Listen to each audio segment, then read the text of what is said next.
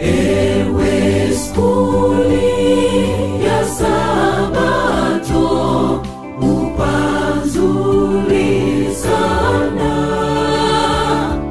Moyo wangu wanivuta, nije kwako leo. Sabato si nzuri, Sabato ni nzuri, moyo wangu wanivuta, nije kwako leo.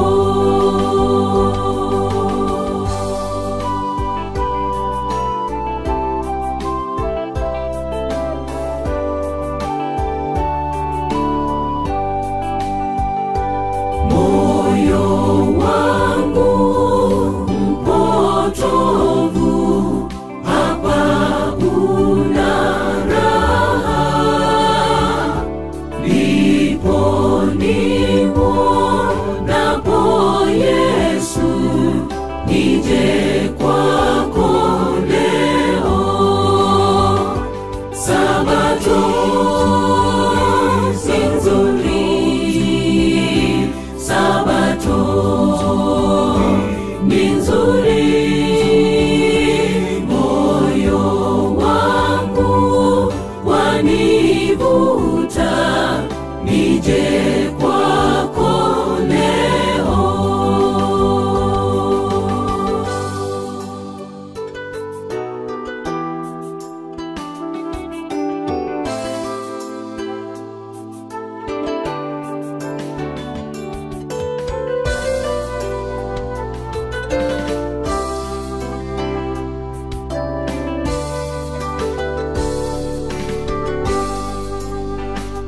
Hapa Yesu mwenye pendo aniita pole,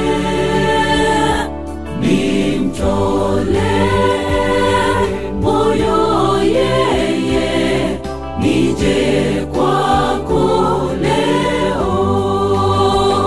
Sabato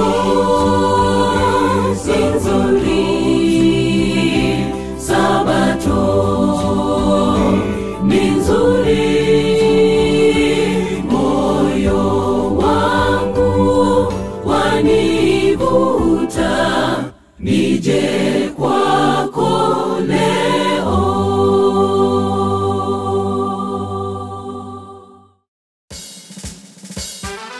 Right leg, left leg, move. Step by step, step by step, I will follow Jesus Christ. Step by step, step by step, I will follow Jesus Christ. Step by step, step by step, I will follow Jesus Christ. Yesterday, today,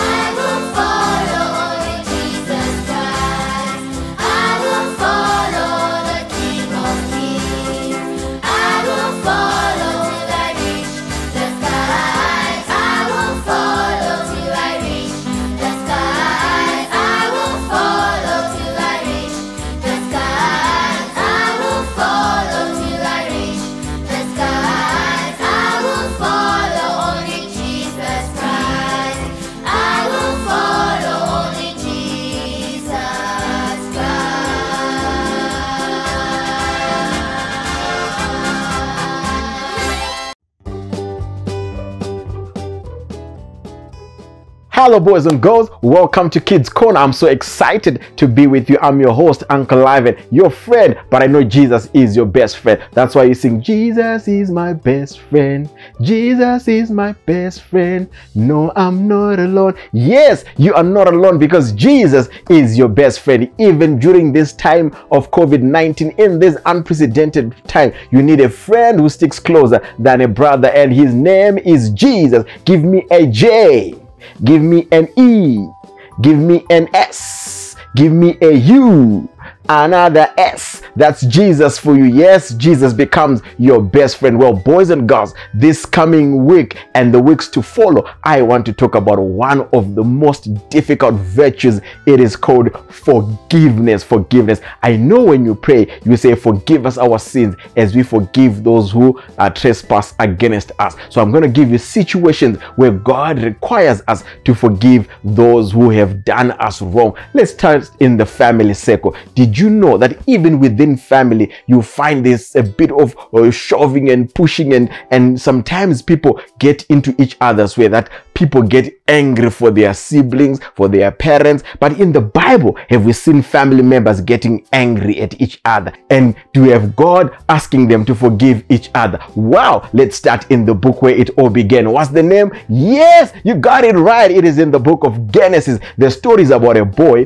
who had 10 older brothers and one young brother. Do you know his name? You got it right. His name is called Joseph. You remember, it was Joseph's brothers, 10 of them, who sold them into a very far away country. Actually, the story of Joseph is from a pit to a prison and eventually the palace. But when he got to the palace, remember, when there was hunger in the land of Israel, they had to go to a very far away place called Egypt. And when they got to Egypt, guess what? Their brother whom they sold to the Egyptians was now second in charge. Well, he was almost commanding the distribution of the food. And Joseph realized his brothers. Have you noticed, boys and girls? Maybe it's only me. Sometimes when you are the one who has wronged someone, you sometimes forget, but the one who has been wronged does not easily forget. And Joseph, recognizing his brothers, and he was in a position where he could have even killed them the way they wanted to do unto him, or put them in prison, or do anything, that was so bad, but he gave them food. And when they came the last time with his younger brother Benjamin, you know the story, and Joseph called his brothers into a room, and when they had come with the young brother, he says, I am Joseph, your older brother. You meant it for bad, but God meant it for good. And God required Joseph to forgive his brothers, even though they're the ones who sold him into slavery. So God wants us to forgive one another. Remember, actually, when we pray, we say, forgive us our trespasses as we forgive those who trespass against us. And forgiveness starts at home, because we need to forgive each other even in the home setup. Are you angry with your little brother? Are you angry with your sister? Are you angry with your parents? Are you angry with your children? God wants us to forgive. So I hope you'll be able to forgive one another, because hey, there is a condition in that prayer. God only forgives when we forgive those who do wrong to us. God bless you as you go out there to forgive your family members.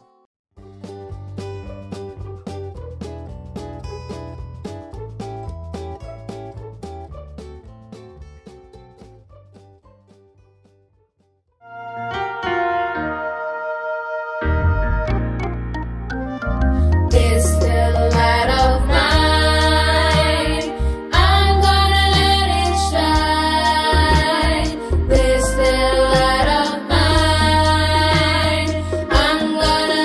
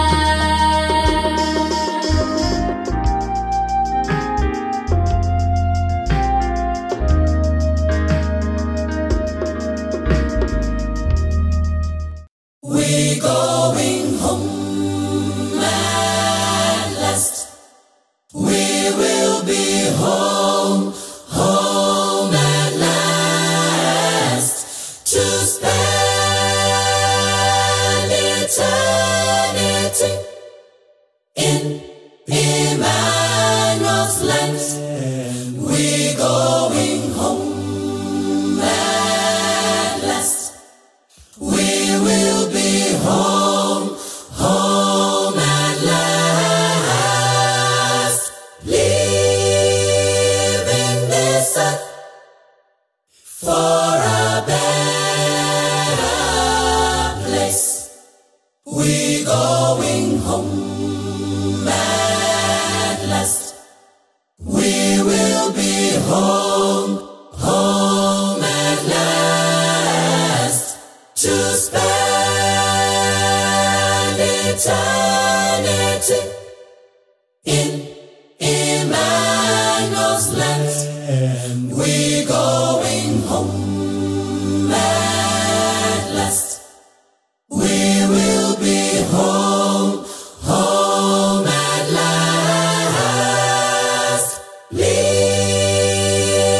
this earth for a better place. The Come along, come along, that's in its has finally been removed. For the sake will spend eternity, basking in the sunlight of His presence. Yeah, what a gathering that will be when we meet our first parents there, expelled from Eden, but saved by grace. we are home at last. We going home at last. We are We going will be home, home at last, to spend eternity spend some time with Christ.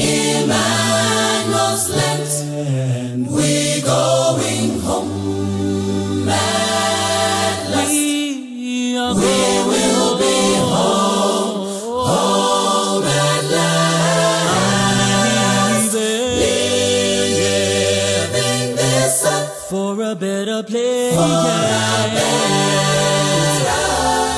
place. How Come along, come along, to inherit the apostles come along. will be there. Oh, I can't wait to see that we forgiven for Him will be there too. Oh, Abraham, Enoch, Noah, who's overcome from the north to the south, from east and west, yeah. Rasalwa, we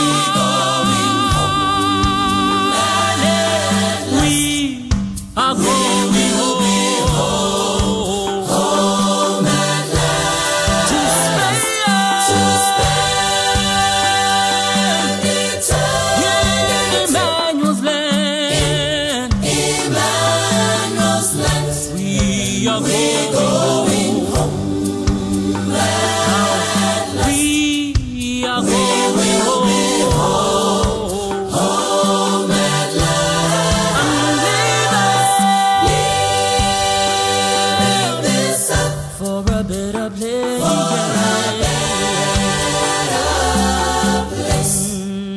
Yeah, yeah, not a liar, Come along, nor a thief, yeah, not a murderer will be there. Oh, we haven't slave and master on equal footing. There too in heaven, I know. Oh, the rich and the poor will unite in Christ, my Lord, victorious like Paul. We have won at last. we're going home at last. We are going We will be home, home at last, to spend eternity in Emmanuel's land.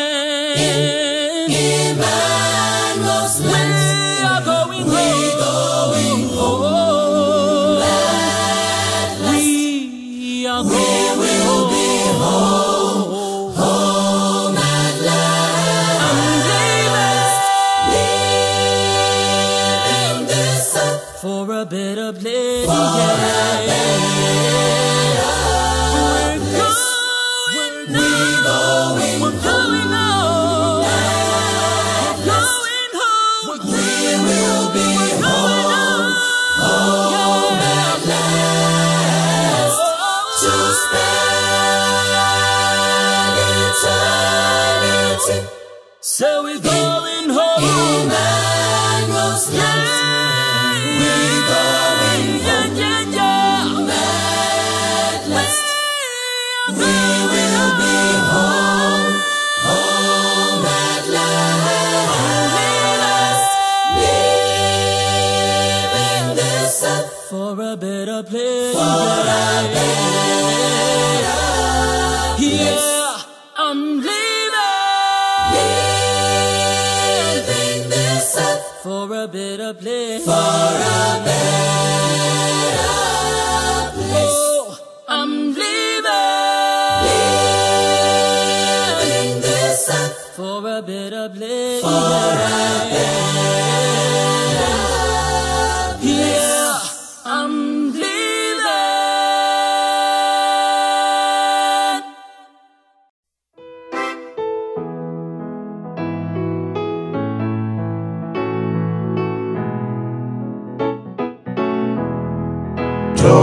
도우야 금친지콩 우버품 내 오름보 하디니 짐외치로 아시루 보내서로 노심비 라쿠네위 예예예 파카우바리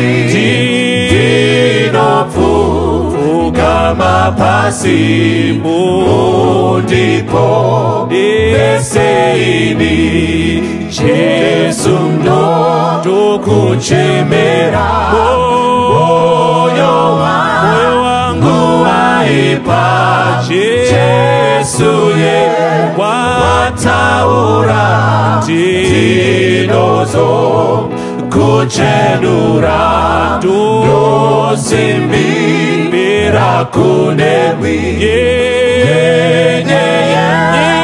Akavari Dinofu Kama pasi Ndipo Neseini Dapaje Sekunewi Giroje Seje pasi Moyoje Emuwiri uwewe Yunarini Dosimbi Rakunemi Yeye Pakavari Dinofu Kama pasi Undipo Neseini Dosimbi Rakunewi Munezi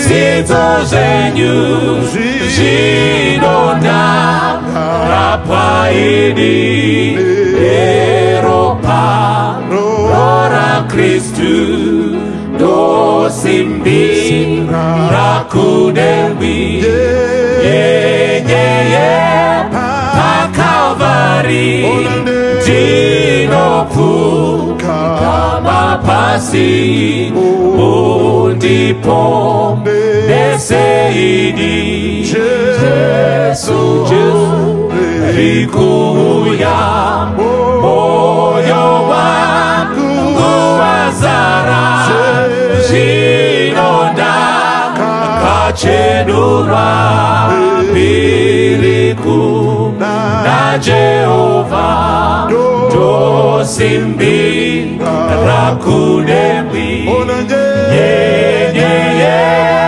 Pakavari Dinofu Kama pasi Undipo Neseini Dosimbi Rakunewi Yeye Pakavari Dinofu Kama pasi Undipo Neseini Dosimbi Rakunewi Yeye Pakavari Dinofu Kama pasi Ndipo Deseini Ndipo Deseini Ndipo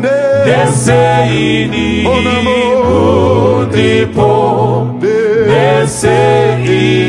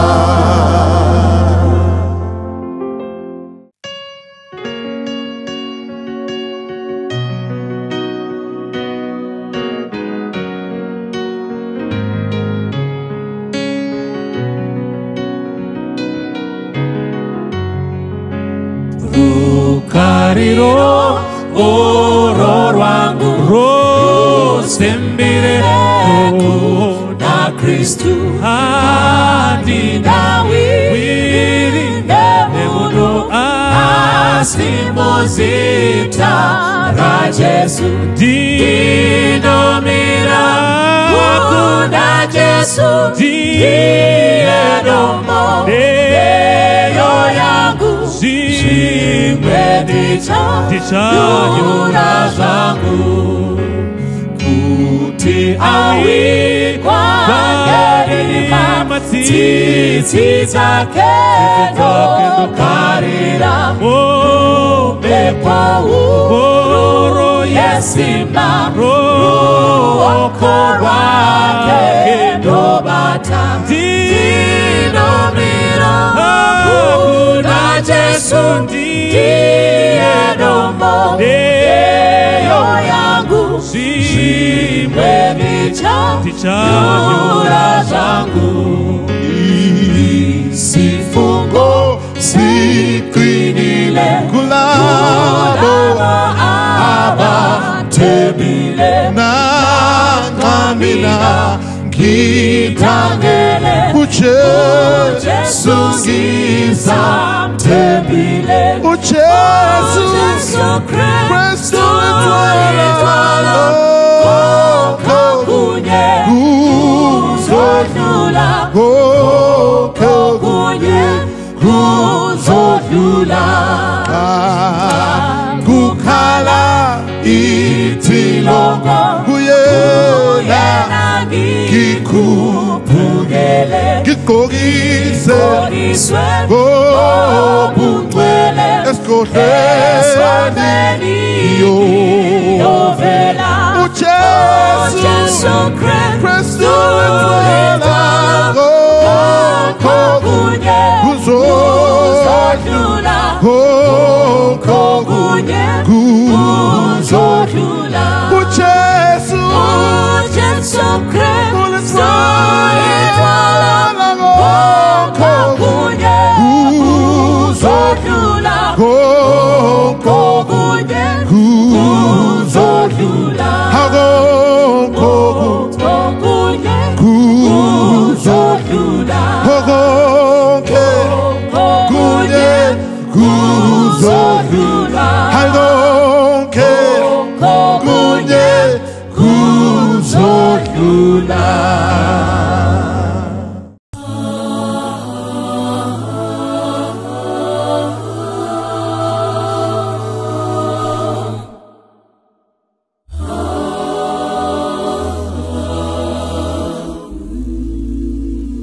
The news came to Jesus. Please come fast. Come fast. Lazarus is sick. Without your help, he will not last. Mary and Martha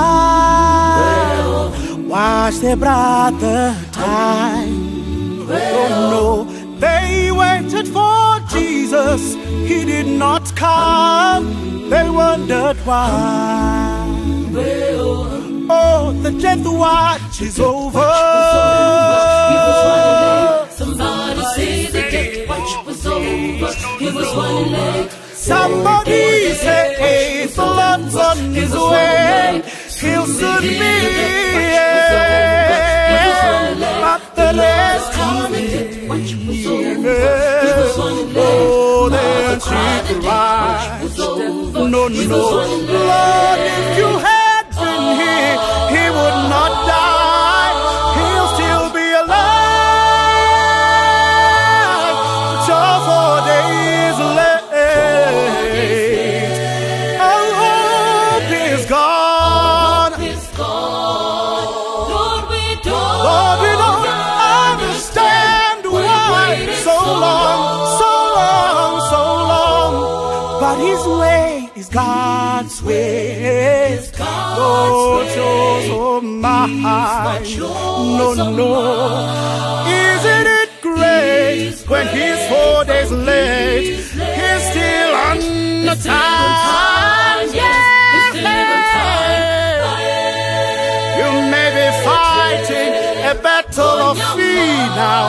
Don't be discouraged. Don't be discouraged. You may be fighting a struggle. Oh, by yet si Jesu, we are born a king ayako. We are born a gometo. We are born a king ayako. We togo ya banda. Kosi amma kosi baete.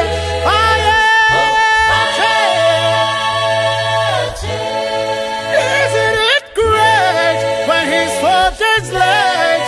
He's still on time.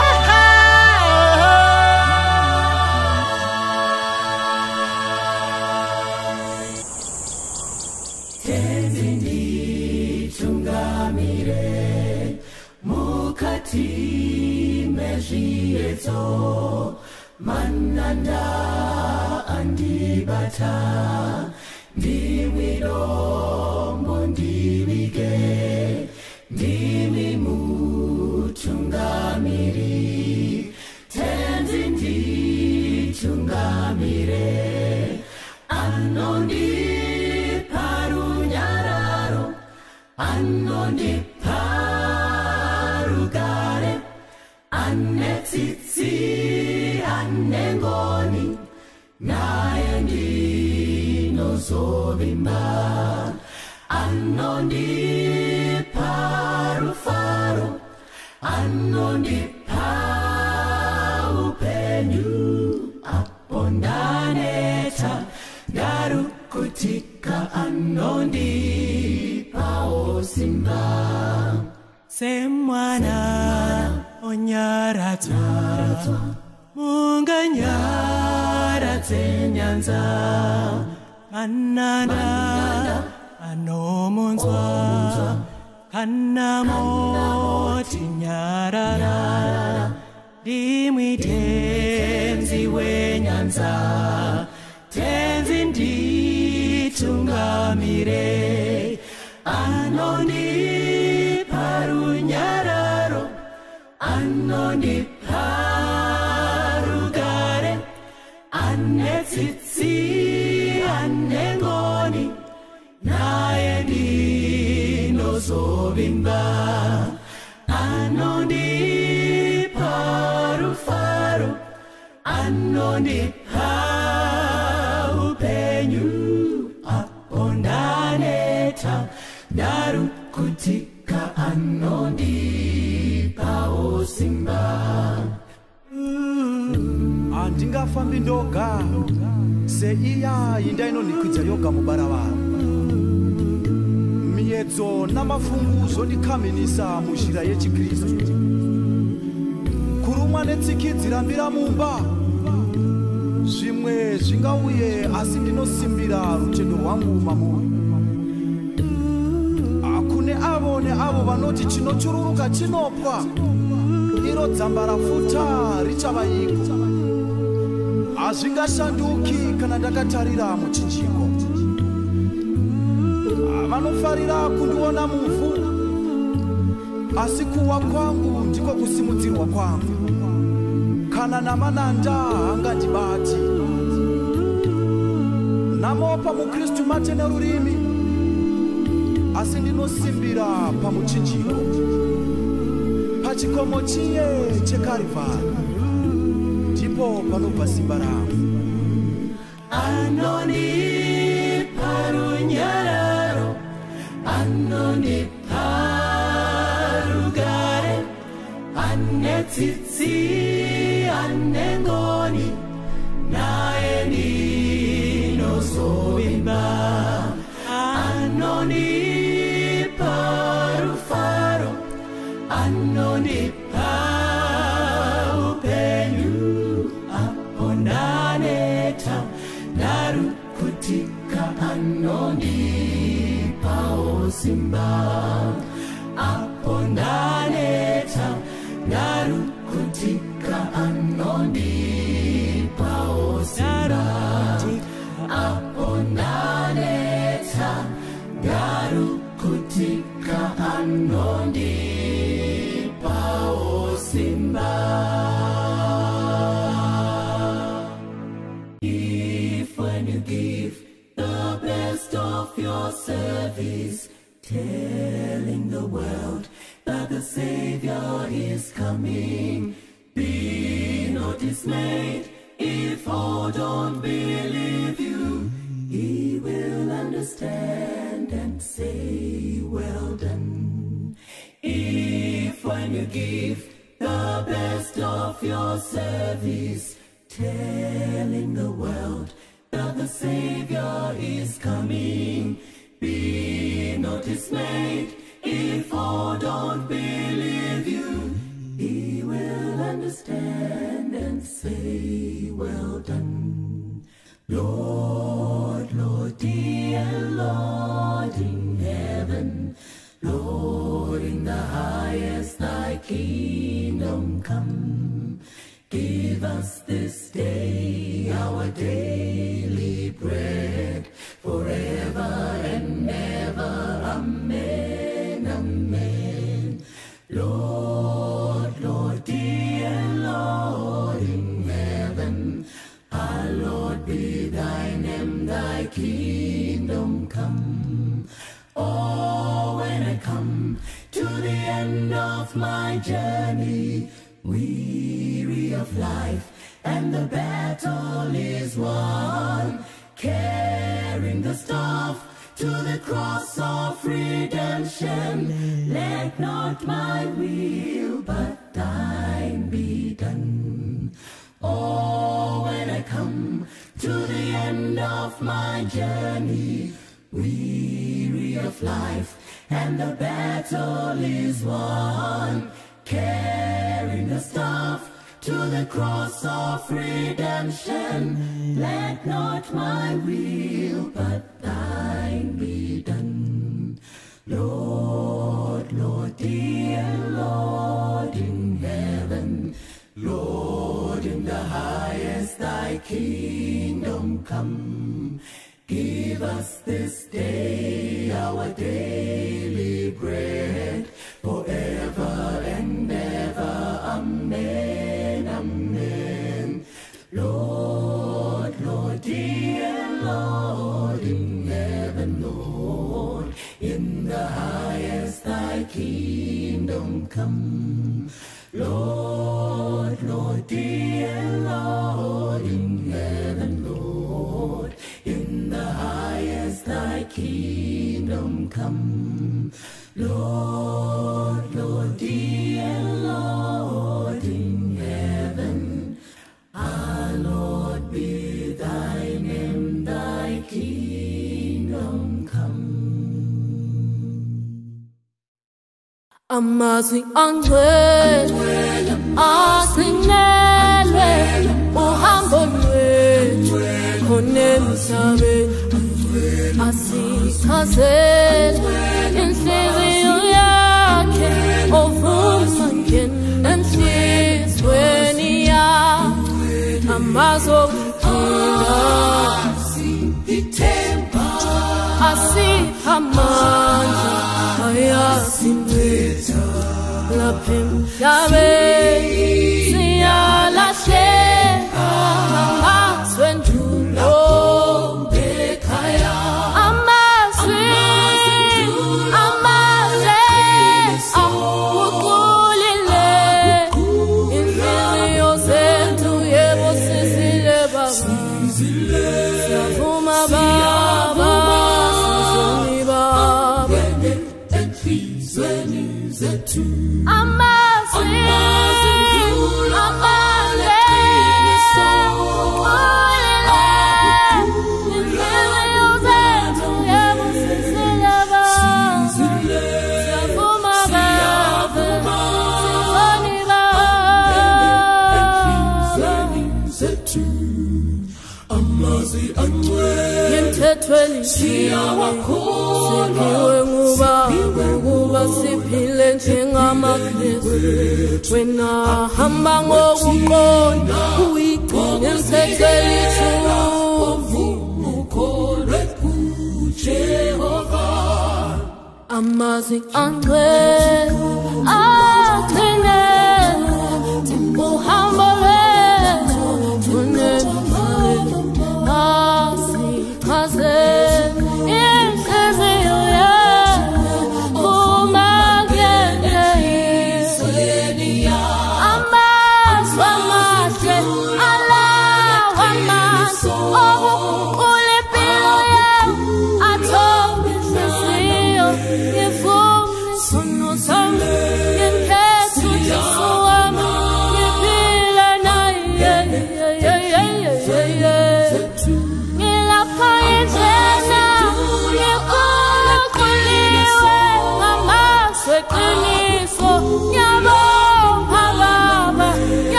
this age came to us through sacrifice.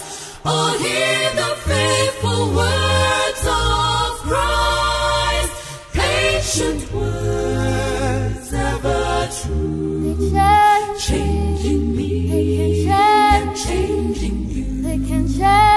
We have come with open hearts. Oh, let the ancient words impart. Amazudulo ala clean soul. Agukula binana we. Sisile siyavuma agana asitweni zetu. Kudenga kwa kanaka hakuna matambuzo.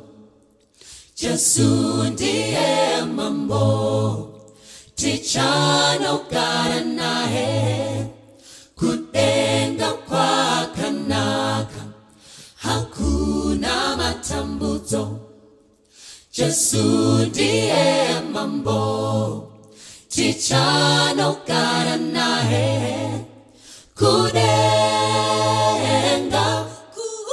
kumusha wa baba mufaro chete chete nevache nevake ziso halisatira ona zeve ahisatia nzwa ijo Krista gadzirira vanotenda vake ziso halisatira ona zeve ahisatia nzwa ijo Krista gadzirira vanotenda vake.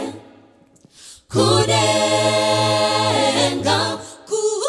kumusha wa baba mufaro chete chete nevache nevake hama tende ukanasi Jesu achiri kudana mukana uchiri ponasi wekuno gara naye hama tende ukanasi Jesu achiri kudana mukana uchiri ponasi wekuno gara naye. Kudenga kumusha wa baba mufaro chete chete nevache nevake. Kudenga kumusha wa baba mufaro chete chete nevache nevake.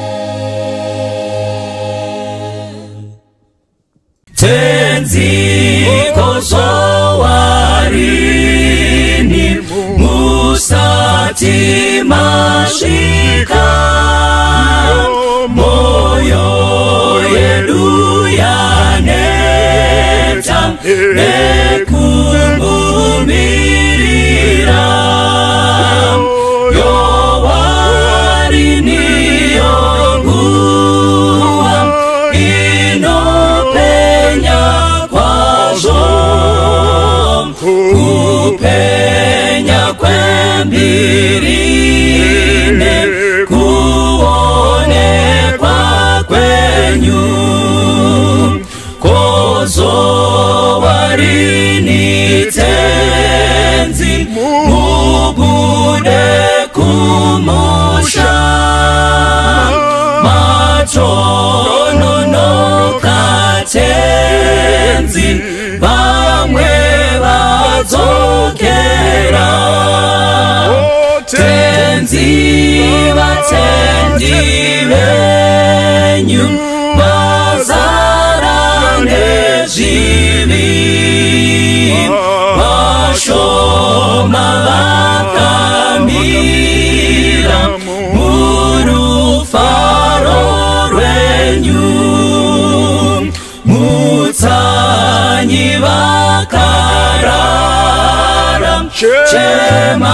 Mutsanyi vamuke vanoyeranga vati tenzi aswedera mwenje yenu ifute chiuno zisungwe vese vagadzirire kumuona tenzi Mutsanyi vakarara chemani vamuke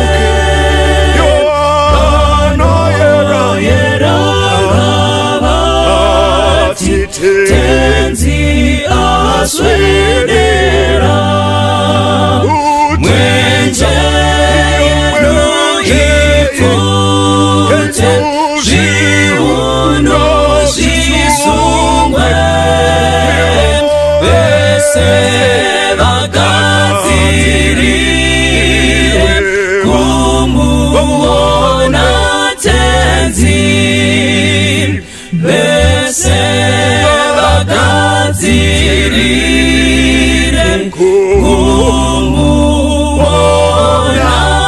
tenzi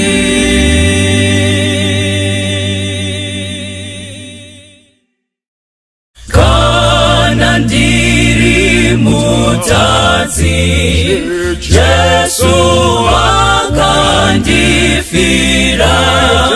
wakafa kuti ini ndichagara kudenga sena wani pamuti ndinopona na Jesu harudoro rwa Jesu runopinda pamsoro runodzama senyanza runogara narini rudo rwakandiona apo ndiri kusada kana ndiri mutadzi ndiri kumuda Jesu kuda kwangu aziwa zvene urombo wangu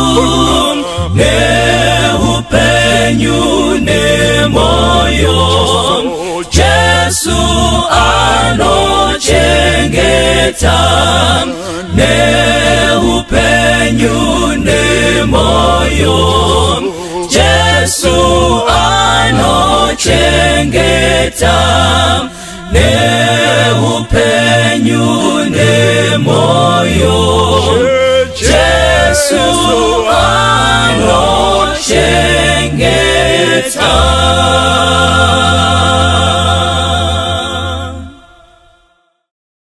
Kutenda Mwari mukati menguva dzino tinonamatira kuti Mwari aramba achitibatsira achitiitira nyasha. Pandanga ndakavhura nzeve nezuro ndakasangana nemashoko anoti Zimbabwe was removed from the red zone yeCovid. I don't know kuti zvinorevei, asi pfungwa dzangu shoma dzakangondiudza kuti taapa pari nani, tabva panotyisa. Saka kana taakunzi senyika tabvawo pared zvaanani. Chero kuchikoro kana ticha aingamaka hapana chaityisa kunyorerwa ripoti nepeni yered. Muripo here vanhu vaMwari? Kana tsamba chaiyo kuti inyorwe nered zvasina kumira mushe. Saka toda kutenda Mwari nethat development yekuti pane patabviswa naMwari tikaiswa naMwari. And we are hoping things will get better for the good. Mukati memharidzo yedu this divine service, musoro wenyaya wedu unoti tinoregerereka here Mwari. Tinoregerereka here Mwari. Ngati namatei. Baba wedu vari kumusoro kudenga, maita henyu nekuti sitasvika pano kuti tinzwe muchitaura nesu maminutes mashoma anotevera. Lead us through and prepare our hearts, make us better candidates for heaven. Chatinoda kuzoona imi usu neusu. Maita henyu nekutonamata muzita raJesu Kristu. Amen. Now, history ichinyorwa inotaura pamusoro pemurume ainzi Adolf Hitler. Murume ainzi Hitler vanomuziva nationality yake akanga ari wekuGermany. Murume uyu akaita chancellor weGermany from the year 1933 kusvika 1945. Makore aya ane ma-events aainawo ekuti vanhu vakacherechedza vanoona contribution yake hombe. Murume uyu vanomuziva, they also know him for being responsible nenyaya yeHolocaust neWorld War II. PaHolocaust pfungwa yake yakanga iri yekuti zvese zviri kuitika zvakanangana nemaJerimani kana kuti zviwira vanhu zvese, blame yake yese yanga iri pamaJews. So for that reason he said we should get rid of each and everyone ane Jewish nationality. In the Second World War tinonzwisisa kuti murume ushu akanga ari a leading person pakurwa kwakaitika nyika zhinji dzichirwisana, and because of that and his contributions he caused death of over 50 million people. Now history inoti murume ushu was not only cruel to others, he was cruel even unto himself, such that mafiro ake he committed suicide musi wa 30 April 1945. Saka cruelty yake was not limited to extending it to others, but even unto himself. He did not even care for himself, such that he took his own life. It would be very unfair to talk out of Hitler to see a murume ainzi Joseph Stalin. Now Joseph Stalin existed in equally the same period. Basa rake ranga riri kuuraya vanhu. Kwa ari kana vanhu vachifa, he was not worried about that. At some point in history he makes a statement. History inoti akati, one death is a tragedy, but 1 million deaths is just but a statistic. Saka to him, killing people or people losing their lives was not something that was a big deal to him. Ndo vanhu vakanga varipo panguva iyi around 1933 up to around 1945. And the title of the sermon reads, Tinoregerereka yerenai Mwari. Pane murume ainzi Vlad the Impaler, kana kuti Vlad Dracula. This one was an interesting character in the history of the planet Earth. Murume uyu anozvarwa in 1431 and he died in 1477. Kwa kumashure kwehistory uku zvekuti vazhinji vanogona kusadzidza nezvehistory yekure kure ikoko. Now murume uyu airula kana kuti aitonga a small portion yenyika yainzi Wallachia. Ari imomo, he was very, very cruel. Zvekuti mureign yake akaexista 3 times ari a prince, not because people wanted him, but airamba achizvidzosera iye pachake. Saka akadaro aiti kana vanhu vamutadzira, to make sure kuti he gets rid of the people, aitora javelin rake kana kuti pfumo kana kuti chimuti chakareba obaya munhu nemuromo chonobuda nekuzasi. Then he got satisfied. Murume uyu aiti kana akagara kana ashaya zvekuita kana vanhu vakamubohwa aidedza madzimai ese ane vana. Kana adedza madzimai ese ane vana, he could roast the children. Kana aroasta vana opa madzimai kuti adye vana vavo. That was the man we are talking about, ainzi Vlad Dracula. Neimwe nguva anotora madzimai nevarume vavo ovaunza pamwe chete, then he cuts the breasts of the women obva agocha opa varume kuti vadye. The level of cruelty yaakanga ainayo. Tinoregerereka yerenai Mwari. History also has a person by the name Maximilian Robespierre. Murume uyu anoexista during the era of the French Revolution. Panguva ishi vanhu vemuFrance vakanga vasiri kufara nezvaitika zvizhinji zvakavasaraunda. But ana Maximilian Robespierre ndo vamwe vevanhu vakagona kumutsa misoro yavo vachirwisana nezvakanga zvichiitika zvavakanga vasingade. Saka he is called one of the architects of the French Revolution. Murume uyu akaintrodusa yainzi guillotine.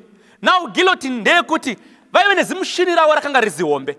Zimushini riri zihombe raishandiswa kuti kana munhu achinge apara mhosva kana kuti kana vasinga vasina kufadzwa naye vamutora vomuradzika. Zimushini riya raive nezibanga or a big blade romucheka ndo mapedzero avaita upenyu hwake. Saka according to him history inoti paaibvunzwa pese kuti munozviitireiko zvekungoti akuvhiringai mubva mamuuraya, he said, to me killing is better than forgiving. Now lastly, from those in the world history, pane murume ainzi Ted Bundy. Now Ted Bundy, America sat down and agreed to call him the American serial killer. Aiuraya vanhu in such a way yekuti apedza kuuraya, he destroyed evidence yezvinhu zviri pachena. Nhoroondo inoti Ted Bundy was so handsome and so charming zvekuti aiti kana akasvika mavictims ake akawanda were young ladies. Saka vaiti kana vakamuona, they were so attracted to him, matauro ake, they were so attracted to him zvekuti they could not suspect that he was so bad to that extent. Saka aigona kutora vanhu pama-public places, vanhu vachitofunga kuti vanhu vari kudii havo, vari kuwirirana. That was Ted Bundy. Oenda, he could do anything, and history says much of his victims, over 90%, he raped them before he killed them. Now Ted Bundy aiti kana achinga auraya, vanotaura nezvazvo vanoti he killed for fun. I don't know if you could understand it. Says vatingangoite chinda kunotamba bhora for fun, kana kuti madzimai zvaangaita achiona their TV series for fun. Ted Bundy would kill for fun. Saka after killing, what he could do, aimixa ropa rake neropa remhuka. Aigona kuuraya a sheep, for example, at some point on a case that went into the American courts, anoti auraya munhu ndobva auraya sheep.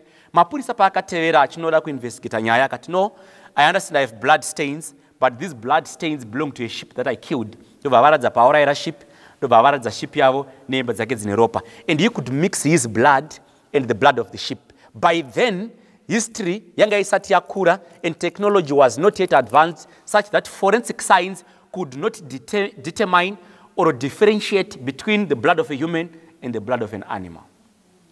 Saka he was so clever. And pavakamutraya, vakamutongera mhosva 4 dzema-murders.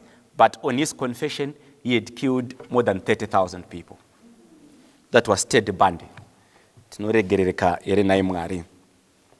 If we get into the word of God, mukati meBhaibheri shoko raMwari, tinosangana nemurume anonzi Herod the Great on Matthew chapter 2. Herod the Great anozikanwa nemabasa akawanda akaita. But amongst mabasa ake akawanda, anonyanyozikanwa nenyaya yekuuraya ma-infants. Ndo ira yakaexistawo Jesus Christ. Ndo paakapa a decree yekuti akuda kuuraya vanhu.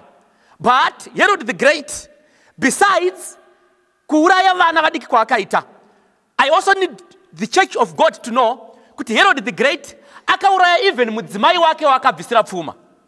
Herod the Great was so cruel zvekuti nevana vaakaita akashaya zvekuita aivauraya.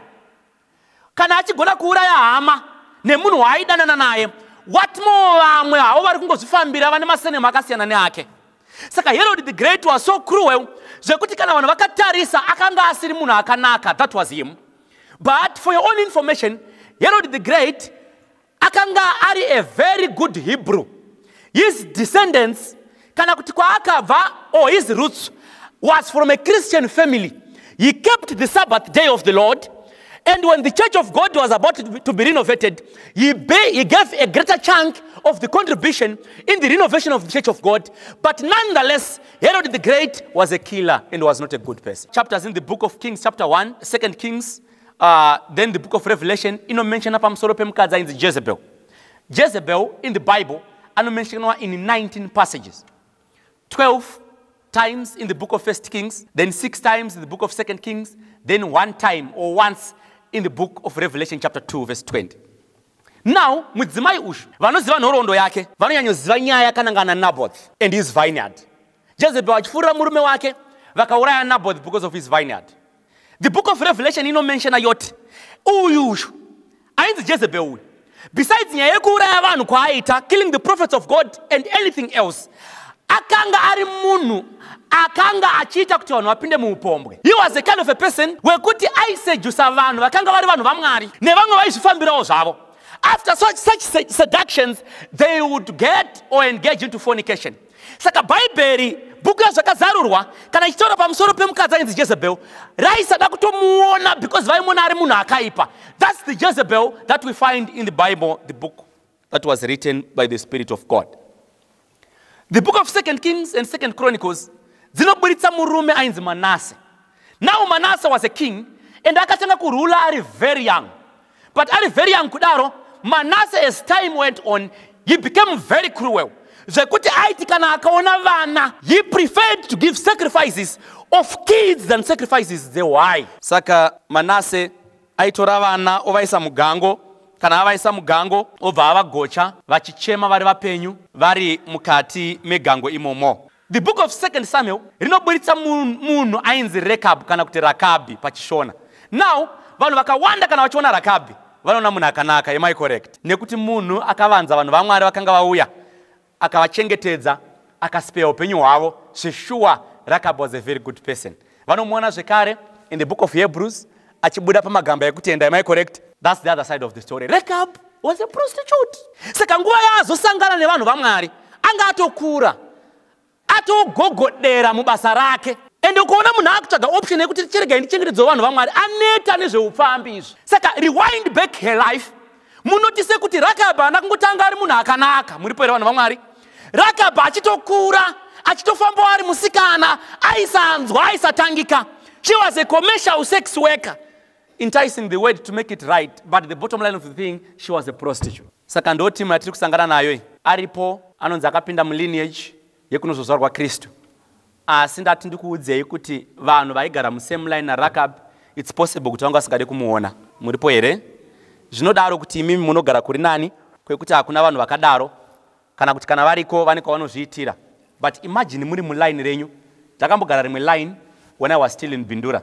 Line iroro taitoziva kuti kubva pamba pedu taijamba dzimba 2. Kana vanhu vaipa introduction, kana kuti vaipa directions. Sorry to mention this word. Kana vaipa directions vaiti, kana mukapfuura imba iri pakona, muchaona imba yepink, mobva ipa muenda paimba yemahure, mobva mazopfuurira munokona kumberi.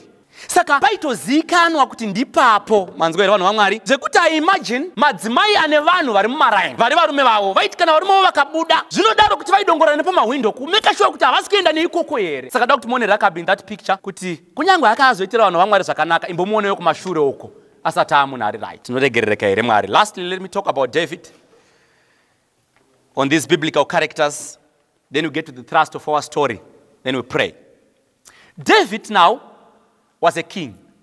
Bible no mention a man after my own what? Heart. David aidiwa na Mwari. You know, David anonzi aidiwa nani? Na Mwari. Ari pakati pe moyo wa Mwari. Let me tell you the David drama. Imukaona David, munaona munhu akanyora bhuku ramapisarema. And you are so happy with him because he did a lot of things and bhuku ramapisarema inonakidza ine zvinobata zvakawanda. But here is the David drama. Bible mentions David akanga ari mambo vanhu vaenda kuhondo kubattlefront.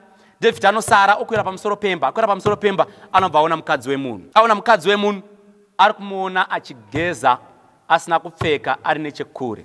Let me show you David the sinner. You know David the king and David the man after God's heart, but let me show you David the sinner.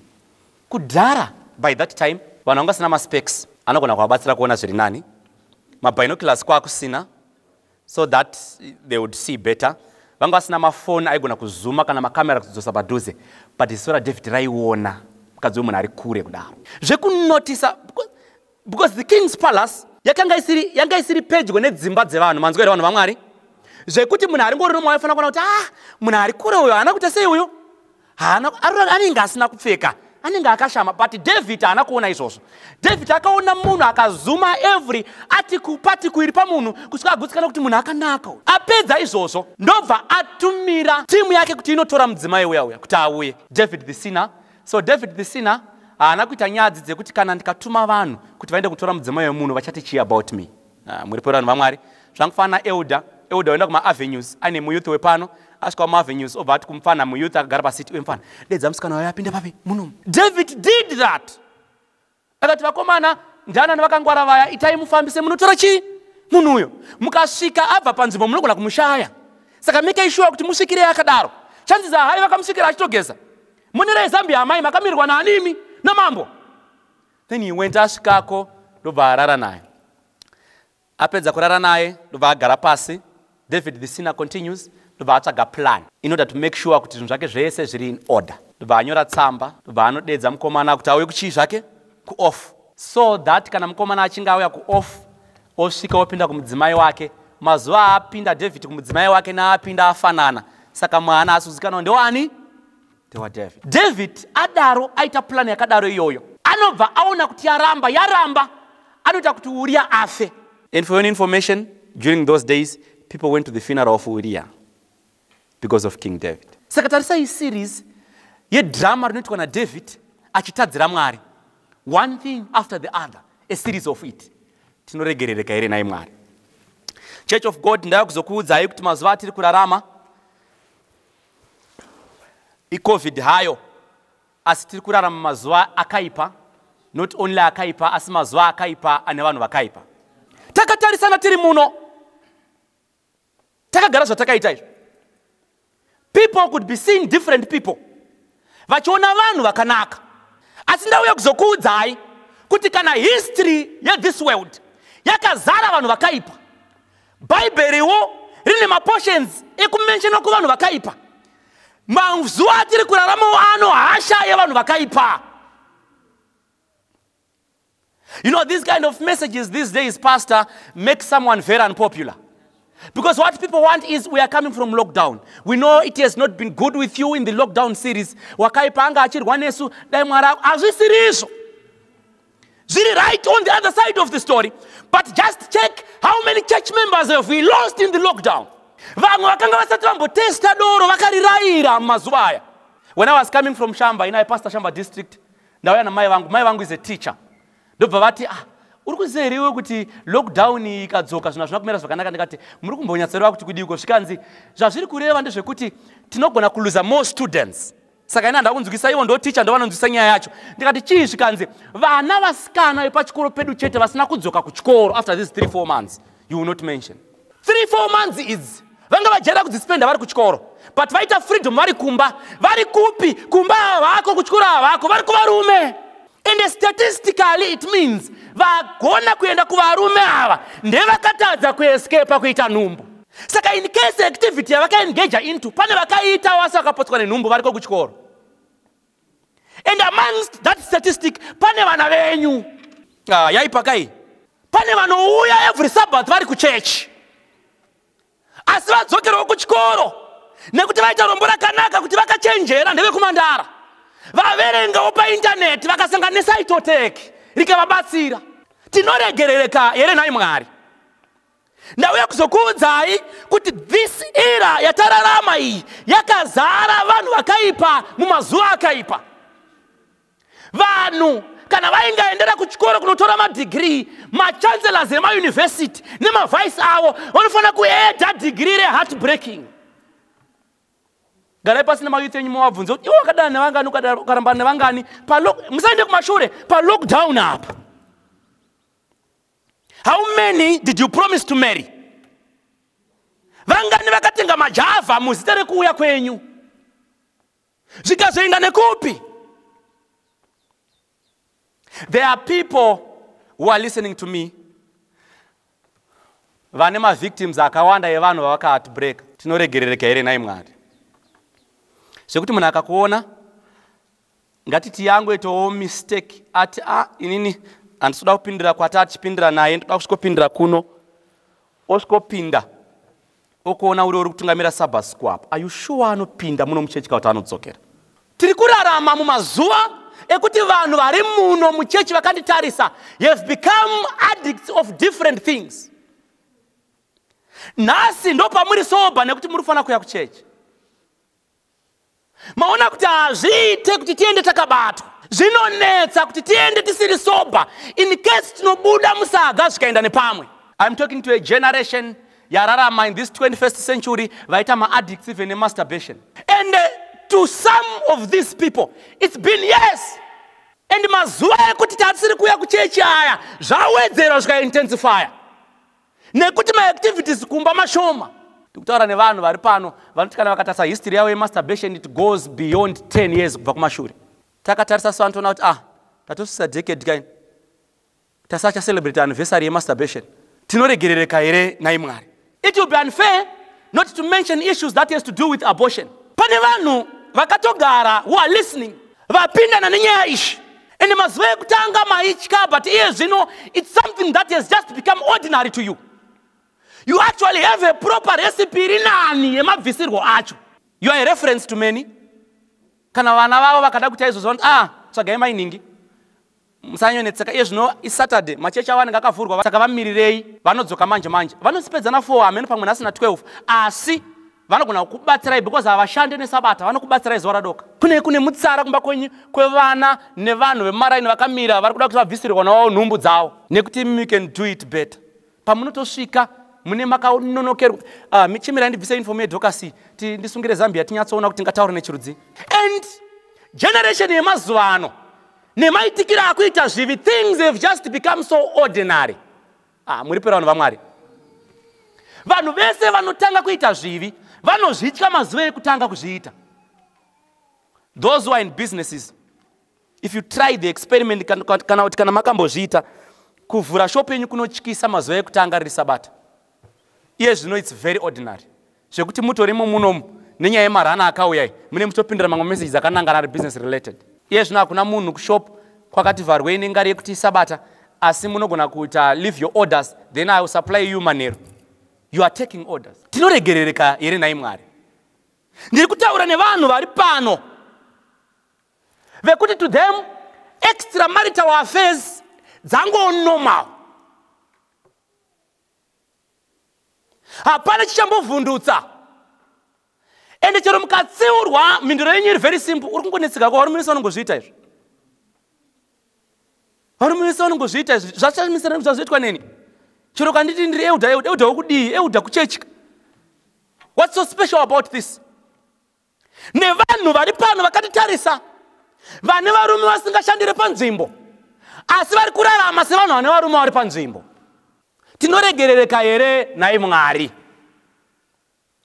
And the Lord in the abundance of his mercies anoita kuti vanhu ivavo varambe vaine normal life as if things are so normal.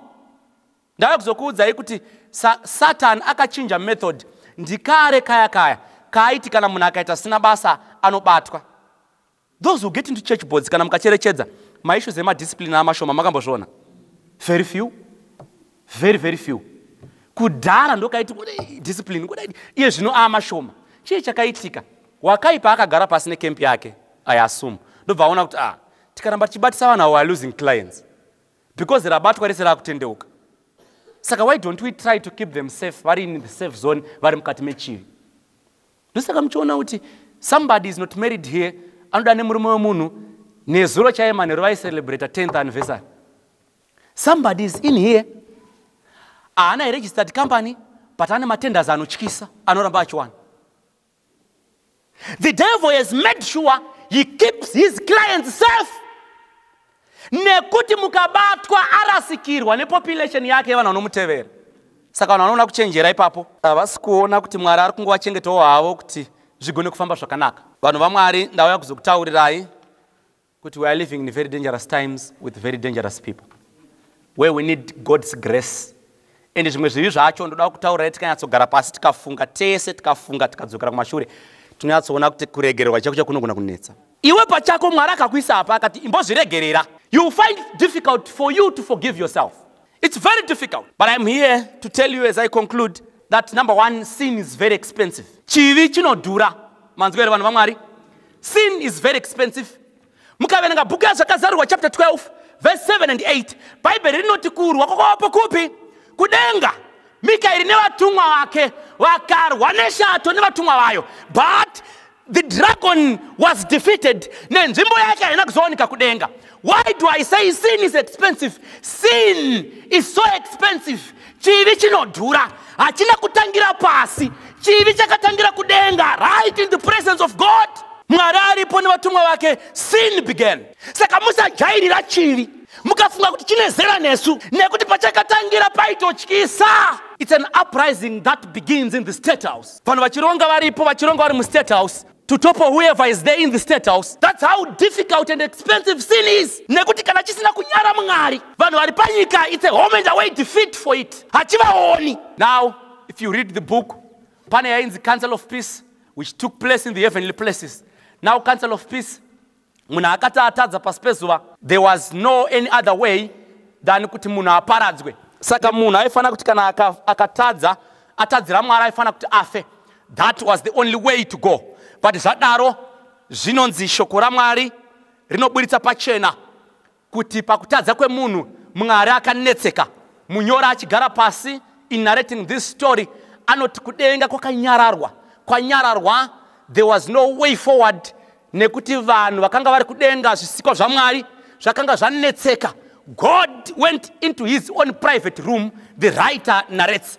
Ari mu private room, anenge ari momo, Jesu anobuda, Jesu obuda panze, ndokunosangana nengirozi. Asangana nevatumwa, anoona zviso zvevatumwa zvakatarisa pasi, zvichinetseka nekuda kwechivi chaitika panyika. Saka pakatadza munhu panyika. When sin entered this world, angels did not have peace in heaven. Zakanetseka just because of one sin. Nova Kristo abuda panze, then he came back. Nova asko kumbira kuna baba. After seeing that the angels were sorrowful, he begged the Father that he could go and die for humanity. But God refused for the first time. Jesus went out. Nyora anotsanangura. Jesu abuda panze. Anosvika ikoko ona ngirozi dziri kunetseka dzinotasa chiso cha Kristu, dzinowedzera kunetseka nekuti dzinoziva kuti hapana chabuda. Jesu anodzokera for the second time to see the Father, begged him again kuti afire nyika nezvivi zvayo. Baba vanoramba kechitu. God the Father refuses for the second time. Jesu anobuda panze. Then there were tears outside, angels crying. Pasi sina zvekuita, just because sin had entered. That's how deadly sin was. Angels were so worried. Jesus went in back for the third time. The writer narrates. Apinda kechitatu, ndokunokumbira kuna baba. Anowarara, humility. Then God told him, do you know what that means? It means for the rest of your life, for the rest of eternity, you are going to be living with two natures, the nature of humanity and the nature of divinity. Then he said, it's okay, let it be. That's when Christ came on planet Earth to die for us. So now sin was so expensive and so expensive, zvekuti inotaga kuti tifirwe nemumwe akafanana nesu. Muripera vanhu vaMwari. Mazviona here pastor who understand it better. Kuti God could not die for us because he is not human like. Zvaitaga the incarnation process. Kuti Jesu aite munhu haigona kutifira ari divinity. Saka chivi chinodhura zvekuti munhu anofanira kuzvipfekenura kuti aite kamwe kanhu kuti agone kutidzikinura. Saka nyaya yekuti dzikinurwe ishi yaida mumwe weropa rakafanana neredu. Mukaverenga nhoroondo kana kuti history inokuudzai nezvepfungwa yeThe Year of Jubilee. Mukaverenga Book of Leviticus inoburitsa pfungwa inoti vanhu vaiti kana waita chikwereti iwewe vaikutorera munda. Kana vakutorera munda waifana kuti uzobhadhara chikwereti ichocho kuti ugogona kupuwa munda wako. But the simplest method waifana kuuya ne-blood relative. Hama yeropa ndio yaisvika yobhadhara. Kana yabhadhara wodzoserwa munda wako. The other method was for you to wait for 50 years until the year of Jubilee, gore reJubheri. Kana gore reJubheri rasvika wozodzoserwa munda wako. But tarisa ifungwa inota sekuti you are 80 years old, you need to wait for 50 more years. Kana uchinise ngowafa zvozoitwa sei. Saka zvaitsvaga hama yeropa kuti iuye ikudzoserese munda wako kwauri. Saka nyaya idzi dzekuti tibve muchivi dzaitsvaga hama yeropa. Paida wemudanga zvaitsvaga Jesu. Mazvawidza anobva ati zvinotsvaga Jesu nekuti Jesu ndimukoma. So it required someone who was like us kuti agone kutidzikinura panyaya yechivi chinodhura. Revelation chapter 5 mukaiverenga inoti Jona ari kudenga anoti atarisa ndobva aona paine bhuku yakanga yakavharwa yezvisimbiso zvinomwe. Are you there church? Ine zvisimbiso zvinomwe. Anoti aringa anoshaya munhu akanga akafanira noti anogona. He could not find anyone who is worthy, not who is able. Ability is not worthiness. Saka akashaya anyone who is worthy. Kuti angavhure bhuku iri ndiani? Bible rinoti Jona akachema. Achema one of the elders came to him akati, why not, usacheme iwewe, tarisa, there is the Lion of Judah, worthy to open that book. Saka Jesu ega ndiye akanga aine ability yekuzarura zvisimbiso zvakanga zviripo zvakanga zvakanangana nenhoroondo yenyika ino zvine chekuita nekuponeswa kwedu. Saka Jesu ndiye shamwari weropa. Isaiah chapter 53 verse 5 inobva yabuditsa pachena tine mavanga ake takadii naye takaponeswa. Let's just talk about the cross the next few possible minutes, then we pray. Jesus came pa planet Earth. Aya pa planet Earth, bhuku raLuke rinoti Kristu anoti ndakauya kuzotsvaka nekuponesa chakadii chakarasika, seeking and saving the lost. Saka kana Jesu achibva kuwana agenda yakadaro, haasi kuuya kuzosangana nevanhu vari perfect. Are you here with me? He is knowing kuti ndiri kunosangana nezvinhu zvakarasika. Saka I need to seek and save those people. Saka kana Mwari akatarisa ari kumusoro kudenga achiunza Jesu achiuya pano pasi, haasi kuexpecta luxury. Ari kuedza kuti kana achinge asvika ari kuona zvinhu zvisingatangike. It's as good as you are a teacher. Wadeploywa kuchikoro kwawadeploywa, we have a class that is supposed to be writing this year grade 7. Paunosvika paya uchibvunza zvinoita maticha zviya zvekuti unosvika wonyoresa test kuti uone kuti vana vako vakamira papi vari papi. Not even one of them in exams are just by the corner. Saka Christ is coming to such a class. Yari kutoziva kuti ndine vanhu ka vekuti hembe zvadzo, but things are not what they seem. They could be driving very good cars, but things are not what they seem. Jesus in his dictionary knows and knew that there are people on planet Earth who exist in the category of sinners. And for that reason, he could not miss a chance of coming to planet Earth. Saka Jesu aigona kushamisika dai akasvika pano pasi chinzi muchiona zvakadai half a population yese yemakristu vanhu vari right. Anenge aita loss if it were that. Saka every time when the heavens look down on planet Earth, rikaona vanhu vakachenurwa vanoratidza kuti makristu vanoratidza kuti vasvinhu vakawanda, denga rinonetseka kuti chii chaakuitika. Hamusi kundinzwa? Asi rikaona vanhu vari kuedza kuti vaite vanhu vakanaka, zvinhu zvisina kumira zvakanaka, heaven knows kuti tine basa rida kuitika pasi pezuva. So Jesus came, Jesu auya nekuda kwamavanga ake vanhu vanoponeswa. We are not going to talk about his birth. We know my circumstances were not okay. Zvekuti dai ari mumwe aigona ngosiyana nazvo pa birth chaipo ona zvinhu zviri pano hazvina kumira zvakanaka. I cannot die ndichizvarwa muchidanga chakadai. I cannot, because kudenga ndinoimbirwa mutsvene aigona kudzokera. But he was not a coward because he knew in 2021 tichange tine vanhu vanenge varimo vanenge vane mubvunzo yokuti tinoregerereka here isu nai Mwari. It's just like an interview ine vanhu iri kudiwa vanhu vane mamasters, ione ZJC yako uripo ungoenda unobvunzawo vari kutora ini ndingakwanewo here. That's the situation that we have. Tinoregerereka here apo, tinokwana here apo. So Jesus came. When he came, they tried him in every corner. When they tried him in every corner, Jesus haana kuita nawo. Even makotsi eko, they exhibited a lot of injustice, but he still kept quiet because he knew ndinofanira kuti ndiponese vamwe vanhu. Macircumstances etrial yaKristu, he could shout objection achibuda zvakanaka, asi akaramba akanyarara. He kept quiet because he knew in 2021 someone has to be saved. When before Pilate, the story of Pilate excites me. Anosvika pana Pilate, mudzimai waPilate anga arota manheru acho, haana kunyatsorara. Achinzi murume wamuri kuvhiringana naye uyu, taura murume wako musiyane nani naye. Then early in the morning, council yagara, Pilate achida kutonga kutoita sei naKristu. Mudzimai waPilato zvinonzi anouya nechitsamba opa baba chaiti murume uyu handina kurara ndichirota nezvake. Dai murume wamadi yenyu masiyana naye. But Pilate achida kufadza maJudha anoenderera mberi, ndobva adedzera vanhu chikanzi ndichakupai options, ndokupai Bharabhas here kana Jesu, motaura wamuri kuda kuti aurayiwe. Vanhu vazhinji vakashedzera, let Barabbas live, Jesu ngaaroverwe. The Desire of Ages says the first thing chakashedzera mukati mevanhu kuti Jesu ngaarovererwe dzikinurai Barabbas was a demon. Then the mob ndobva yateedzera mushure mekunge dhimoni rashedzera, toda Barabbas, toda Barabbas. Barabbas maimuziva here? Barabbas akanga ari mutorongo, akamirira death sentence yake.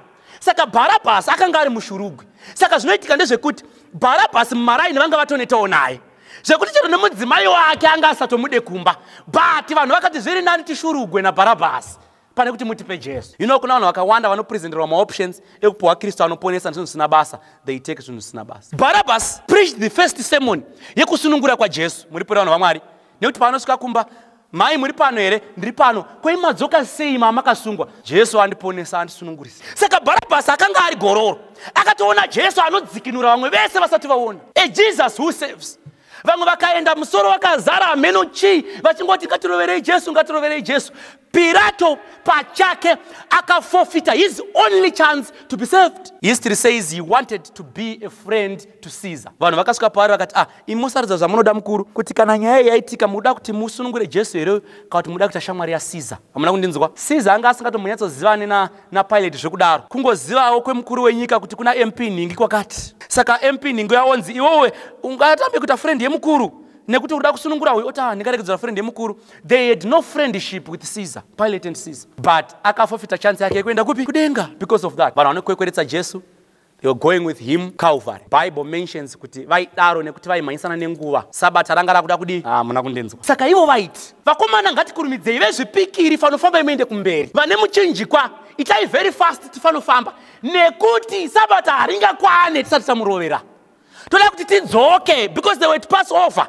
Toda kuti tidzoke tisikobata maservices ari uku emanheru aya. Saka vanhu vari papass over ndepekuti vaiti tine passover lamp ratori gwai raigara mutemberi rakanga rakavharirwa ririmo. Saka vaiti tiri kuita izvi semucherechedzo waMesaya achazouya, the real passover lamp.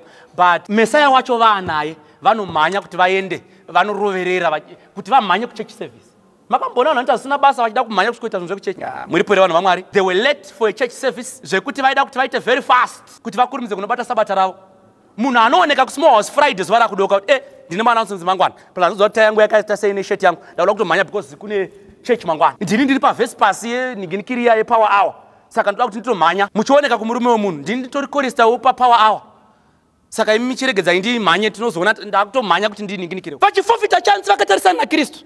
Iyauya kuzotaga nekuponesa chakarasika. They went on vari murodhi imomo. Bhaibheri rinoti vanoona murume ainzi Simon of Cyrene. Simon of Cyrene was his first time kuona Jesu. But paakaona Jesu haana kumboda introduction, akamuziva kuti uyu ndiyo. Chii changa chaitika? The previous Passover, Simon of Cyrene haana kuuya, asi kwakauya vana vake vainzi Alexander and Rufus. So Alexander and Rufus vakomana vairi vanoti vaona zvakaitika pamusoro paJesu nechi the previous year because Jesus was here for 3.5 years. Vaona ndobva vaenda vaonodza baba vavo vakati imi pane munhu wataona iyeye ndiye Messiah. Ngoti vanhu vanga vachi havasi kunyatsonzwisisa but ndiye. So when he came on this Passover pagore iri paakaona Jesu akati I need no introduction. Maona kuti aplay a big role ndiani? Vana iri muhere youth mune kuti introduce Jesu sezvaari kuhama zvekuti vakasangana naye havarasike kuti ndiye Jesu. Ipapa handamusitozikana kuti muri kuchechi ko uri kupa hai pane plan ndaumboti 1 to 1 to ndrodzoka mai manje nekuti mukabvunzwa zvekuchechi hamugone kuzvitsanangura. I have noted with concern even in my district there are a lot of people who cannot even defend the Sabbath. Kungoti kuchechi hakuzonyorwa ma-exams. Ingoitai musara movhara door past movhara door nemawindo moti hapana anobuda asina kunyatsopurwa kuti sabata raMwari nderipi. Munoswera nevanhu muno. But Rufus and Alexander vakanodza baba voka one. When Simon of Cyrene came and saw Jesus, he needed no introduction. Pavakamumanikidza kuti unzai muchinjikwa havana kuziva kuti vari kumuitira zvakanaka. This one excites me. Simon of Cyrene was a black person. Right? History says he was from Ethiopia, meaning to say he was from Africa. Saka Simon of Cyrene akaenda kupass over ikoko asi achibva kuAfrica ndobva anotakura muchinjikwa waKristu kubatsiridza zano reruponeso munhu mutema. Are you here Africa?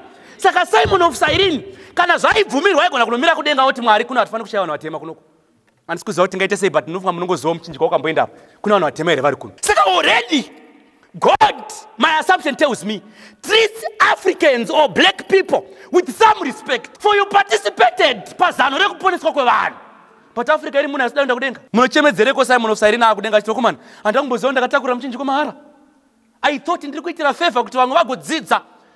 So Africa yaMwari inonzi nevamwe vedu Africa yedu inofanira kuenda kudenga nekuti mumwe wedu akatakurawo muchinjikwa. Vanosvika naye kumuchinjikwa kuya vasvika masoja anoita zvese.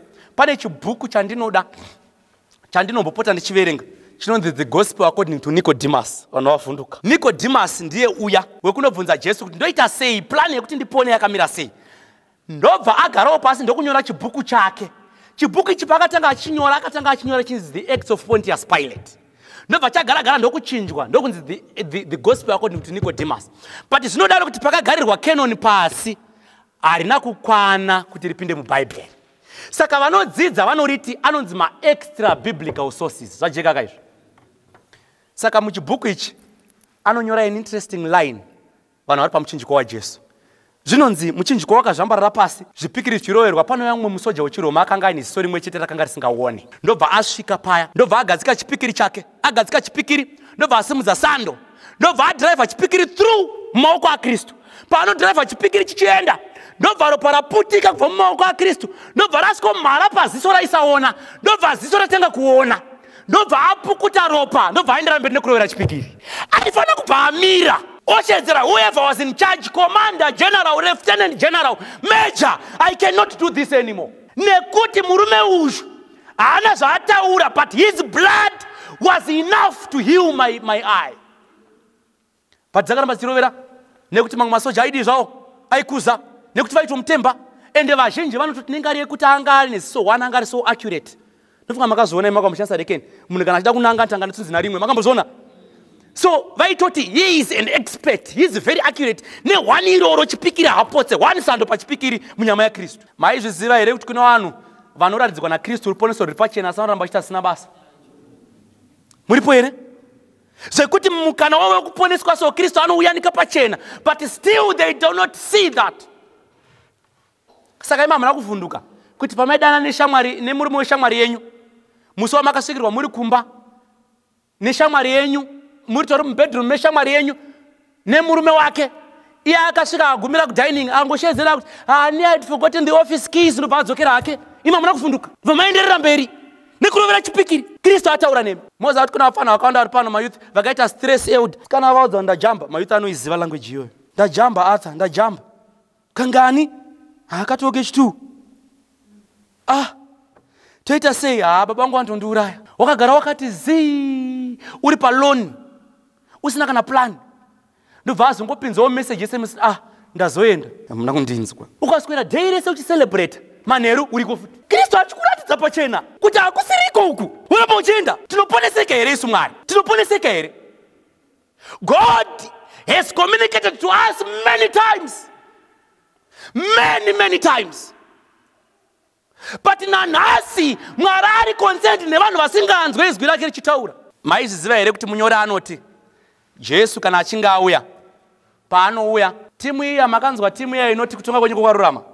Right, regai ndikutsanangurire timu iya kuti inorevei.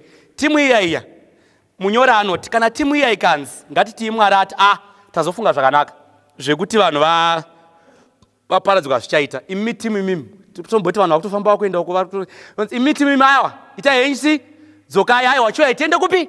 Kudenga. Munyori anoti vacharamba. Uyai, aiwa ikoko atite sei? Hatikwane. Aiwa it's okay. Aiwa musanetseke sei? Aiwa katiri kuti tazotaurira nevamwe vaponeswa kuti chidi chiuya, aiwa ikoko hatikwane. Hanzi vacharamba. Because hapana anoraswa asiri kunyazoziva zviri kumurasisa. Manzwera vanhu vaMwari. Vanhu vese vacharaswa vachadza kuenda kudenga. It's not going to be a surprise. Actually a surprise kutoenda kudenga. Vanhu ndoko vachatoshamisa kuti ndiriko. Kwete uku hakuna kana chitsotsi munhu angaitoziva kuti aiwa hataikuenda nekupi. Hapana apa. Nongo Caps United hayo iri kutambawo neReal Madrid. Toenda nekupi? Saka I'm here to tell you kuti God has spoken to us many times. Ende ruoko rwake rwenyasha runoramba ruchingodunuka. Do you remember Cain? Cain apedza kuuraya Abel. Bhaibheri shoko raMwari rinoti Mwari akati where is Abel? Akati kwai ndinogara naAbel here. Aiti inini handigara naAbel muhomwe. Plus imika mti muri Mwari munoziva zvese, munofanira kuziva zvatoitika. Hamufani kundibvunza zvaAbel anogara naye muhomwe. Saka Mwari ati zvino ropa rake riri kuchemba mberi pani pangu, uchave muzunga iri panyika. Bhaibheri rinoti Cain akamhanya akati kuna Mwari, musadaro, mukangondidaro wese andiona aita sei? Anondiuraya. And the Bible says, God said hapana kana umwe chete achaisa ruoko rwake pamusoro pako. Ndobva Cain atanga kujamba achienda achifara achienda kuzunga iri. God protected Cain. He did not save him. Saka mark of protection is not mark of salvation. Saka dzakangonzi hapana nokuguma zveshuwa dzatofamba zidena. Because iwo kadziguma Bhaibheri rakati akuguma kamwe chete ndomuro wakanomwe. Saka zvoda kuti Cain akasvika akaguma ipamhanzi aka1. imi mukamuguma Mwari anokuguma ika 7 because God keeps his promises. Kena akasvika akakutuka imi mukamutema nebhemba ka1 Mwari aikutema ika 7. Do you get it? Why? God had protected Cain, but Cain zakakangana kuti ayo handina kuponeseka ndangoprotectwa. Ndozvaakaita Mwari kuvanhu vakawanda vese vari munhu. Tinoponeseka here Mwari? God is taking a mandate yekuti protect. Takachengetedzeka. Imaiza here kuti mayouth, maiza here kuti vamwe vanhu vakamitiswa vakangorara nevanhu ka1. You cannot count. Tikakubvunza ipo ndotasa mudenga kuti I don't actually remember. It's been quite a number of times. You cannot even remember. And Mwari ndobva kuprotecta. Ndionoita wedding inotyisa pachechi yese. Vanhu vanoshamisa uyu ndiato kumukomana chadi kumboya atibvunza matononoka atochata. Ende mota dzenyu ndedzechitoshanda pamuchato wake. Ende mahara hapana kana 1 anoisa fuel. Mune muchimhanya naye. Mukanzi muite speech makamirira church hapana panotaura series ndoda kufara naye. Anga ari mwana akanaka achikora muchimhanya dai Mwari atiregerera zataurira series. But mune matopedza. What is happening? God is protecting you. Pamwe pacho panongoramba pachipindawo masalari Mwari ari kuedzawo kuti urambe pamwe ungazondirangarirawo. So when God protected Cain aiti dzimwe nguva Cain achazorangarirawo mukuzungaira kwekuti asi Mwari akandiitira zvakanaka. Mwari, I'm very sorry for what I did. But haana kumbodaro. Tinoregerereka here naye Mwari. Ingotarisai zvakawanda zvatakaitirwa naMwari kubva kumashure. Achiedza kuti tiite vanhu kwavo. Asi hapana kana nomwe chete. You know, there are other people who are seated in here and who are listening to me. Vekuti mari dzavanoendesa kumasmall house dzakawanda kupfuura dzinodyirwa mudzimba dzavo. I had a privilege. Before I went to the district, I was teaching at a wise group of schools. Chero vakada kunditeera vachandiwana handisiri ikoko. Asi mota dzakawanda dzaiuya nevana vepo dzadzi dzemasmall house. Makushamisika. Svinuka kwete diki diki. Pavisiting paya dzichiya dzakarumana kudai. Uzotanga kutoudzwa nemamwe mafesa anga ari patatichana kuti uruziva kuti mota dzese dziri kuuya idzi mamai auri kuona akawanda wanda ane vana vari pano vemasmall house and fizi svino. Asi Mwari anongoita hake kuti zviitike. Zvakangonaka vari kubasa vachitotemba newe kwazvo kuti we had never seen a man like you. You are so hard working. Mwari achitendera uchipiwa ma worker of the year awards. Uchibuda munewspaper. God is just protecting you. Tinoponeseka here Mwari. I've come to tell you that on the cross Jesus died for everyone. And when he died, akashedzera it is finished. Term rekuti it is finished in Greek inonzi tetelestai. Vanhu vaiti kana vachirwa hondo, kana hondo ichinge yakundwa, akunda kana kuti awina, ainocheka musoro we the opponent, obva asimudza musoro weya uri pabakatwa, oti tetelestai, it is finished. Masoja euko kwakundwa akachenjera, obva afamba achienda kuseri kweuyo awina. Manzwere, aramba ari uko, obva aurayiwa. Saka Christ shouted tetelestai on Calvary, achiti takunda wakaipa. Saka vakachenjera vese ngavachiuya kunani? Arambawo hake, hapana zvatichaita. Saka God is not worried kana achiona esina, but he is more worried kana akaudza mutadzi kuti auye mutadzi oramba akagara ikoko. Muri pano vaMwari. Mati Kristu anoshamisika kuti unombopota uchimwa supa. Zvomushamisa izvozvo. Hazvimushamisa izvo. Nekuti Kristu mukateedzera mazuva akararama panyika. Kristu aiti unopinda mumba mana Mary Magdalene. Unopinda mumba Simon the leper. Vaisada kuonekwa nevanhu. Zvinoreva kuti dai Jesu airarama mazuva edu anaya, kana mumba mezvidhakwa maigona kumuwana. Kana mbawa ari muchoti kwari kuiteko muno, ari mwe. Saka hashamiswi nazvo izvi. Zvekuti munhu amuna mudzanga ozoudzima kupinda pagedhi rechechi. Muti Kristu anonetseka neizvozvo. It's ordinary to him. Ndo vakawira kuzotsvaga, vakarasika ivavo. Asi anogona kuzonetseka kana akuzokudedzai kuti achiuya ikatitisei tigadzirise nyaya idzi. Muramba muri ikoko. The book of Isaiah mentions kuti kunyange zvivi zvenyu zvakaita sei, zvakatsuka seropa, ndichazvichenetsa semazaya echando. Anotozviziva kuti kana iri nyaya yezvivi hapana pakatoipa. Christ knows it.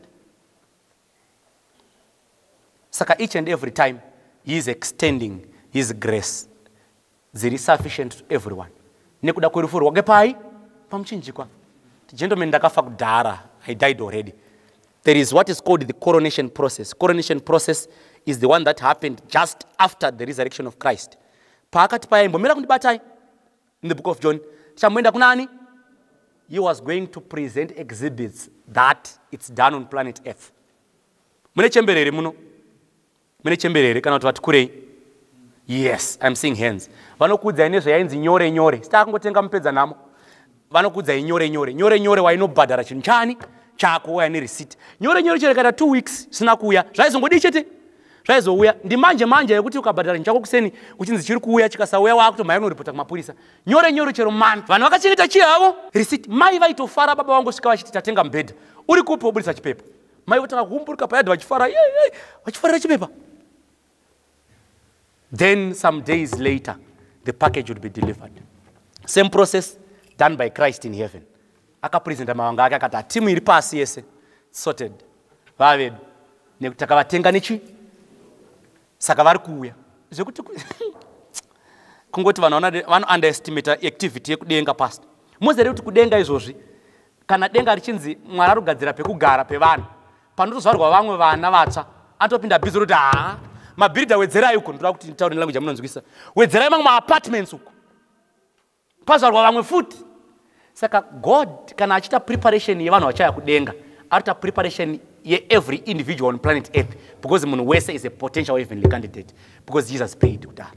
No matter what happened to you, anoponeseka. Kuregerereka, munoregerereka. Munogona ngemakaita nyaya dzekuti hadzigoni kutaurika kuvanhu. Asi Mwari anodi yake anodziziva ende anodziregerera. Dzimwe nguva, talk to your God about the whole issue. His death on the cross was not in vain. There are people vanga vakutosiyana nazvo kuti kuchechi takungoendawo hedu asi zvatakabata zvikuru. Hapana zvikuru apo. Mukuru ndi Mwari.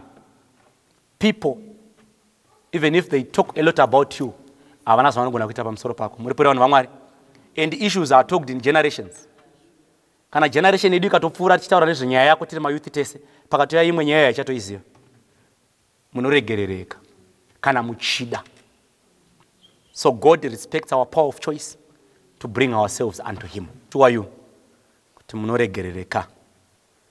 People who had questions, Mwari, kuda kuzvatakaita izvi. Tinoregerereka here isu. Vamwe vanotoziva kuti madeaths evanhu ese kufa kwakaita vanhu vari kudzimba dzavo, hama dzavo, they are involved. Vanga varipo zvekuti kungonamatawo kungodaro zvavo. I have come to tell you kuti munoregerereka. There are others vari kufunga deep in their minds. Now I have about 6 women vandakagura marriages avo because varume vavo ndaidanana navo. I have come to tell you,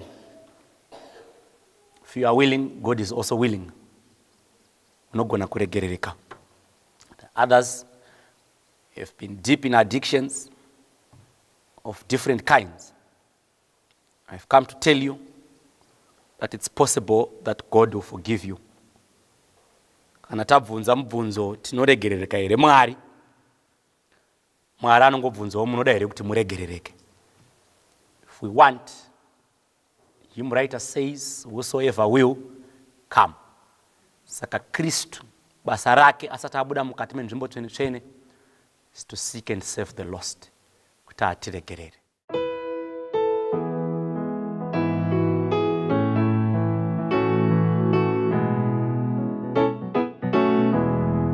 Touya kumchinjiko ubofu neurombo hadidi chimwe chiro asiru pone soroto no simbi rakunewi yenye pakavari dinofu kama pasimu ndipo beseini Jesu ndo tukuchemera moyo wangu waipa Jesu ye wataura tinozo kuchenura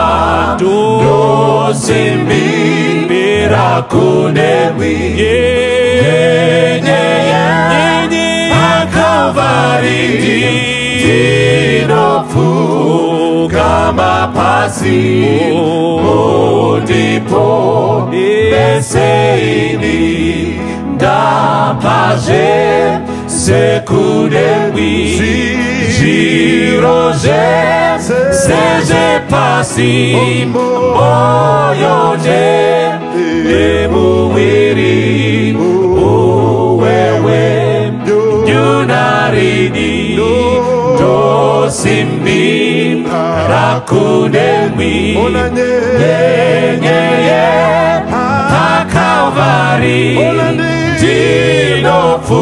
ndinopfugama pasi ndipo beseidi ndosimbi rakunewi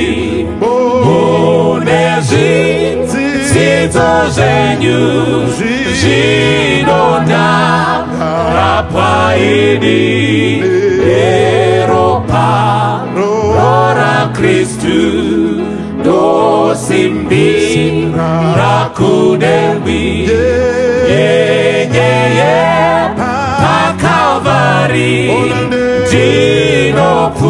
ndinopfugama pasi ndipo beseidi Jesu rikuuya moyo wangu wazara zvinonda kachenurwa mbiriku naJehovha ndosimbi rakunewi yenyeye pakalvari ndinopfugama pasi ndipo beseidi ndosimbi rakunewi yenyeye pakalvari ndinopfugama pasi ndipo beseidi ndosimbi rakunewi yenyeye pakalvari ndinopfugama pasi ndipo beseidi ndipo beseidi ndipo beseidi ndipo beseidi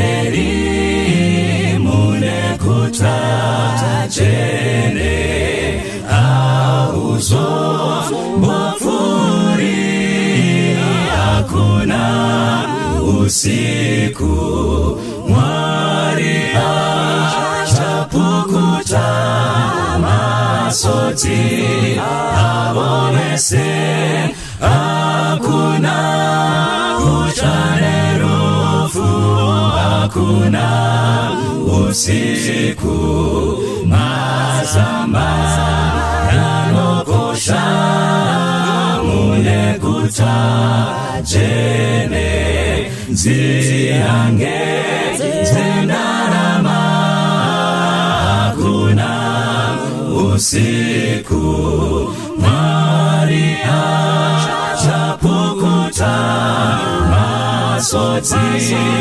amobese hakuna kuchanerufu hakuna usiku mazamba yafigwi mune kuta jene nerwizi runopenya hakuna usiku Mwari achapukuta masoti amobese hakuna kuchanerufu hakuna usiku subaharizopeni mumusha muchene yokupenya hakuna usiku Mwari achapukuta masoti amobese hakuna kuchanerufu hakuna usiku Mwari achapukuta masoti amobese hakuna kutya nerufu hakuna usiku. Mwari achapukuta masoti avovese, hakuna kutya nerufu hakuna usiku. Hakuna kutya nerufu hakuna usiku. Hakuna kutya nerufu hakuna usiku.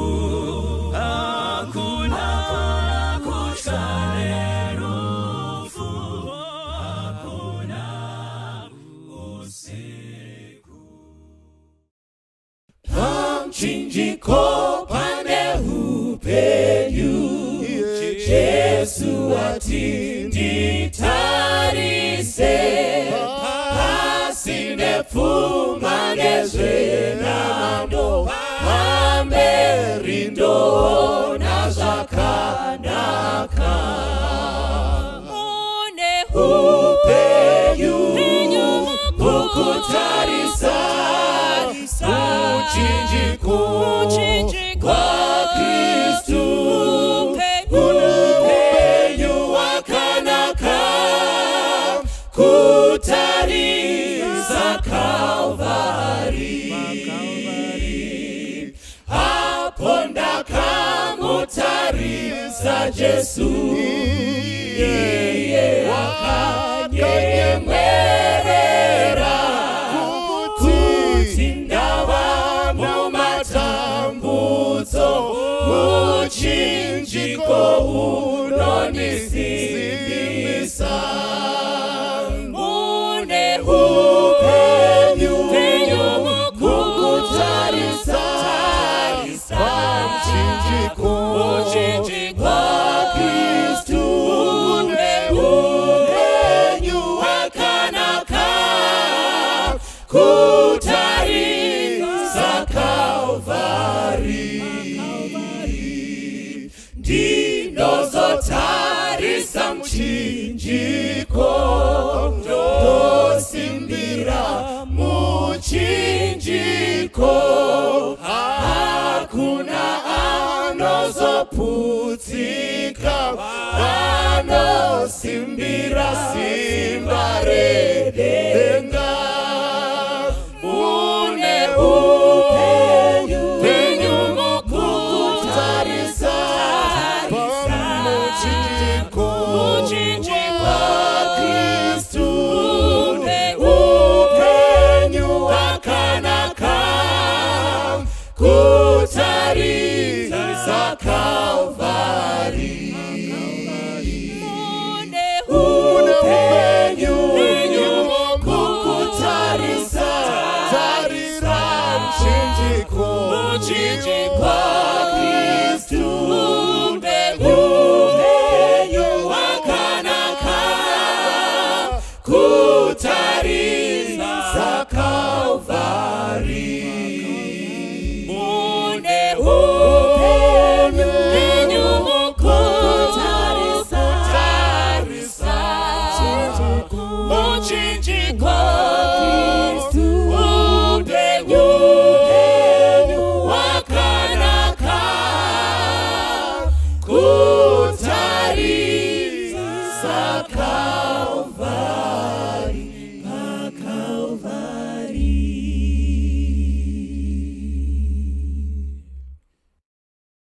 Vaunza kuna Jesu, zvipo zvavo zvese. Rudo kuna mponesi waita vamupe. Mazvi ese emutsa kubatsira vamwe. Zvese zvipo zvavo akazvigashira. Waunza kuna Jesu chipo chakanaka. Itandako pamoyo pamakumo ako. Pakange pane mfambi aidawo kupa. Akaonawo zvipo zvaipatenzi. Airisa zvikuru kuti ape chipo. Akamirawo pedyo asina nechiro.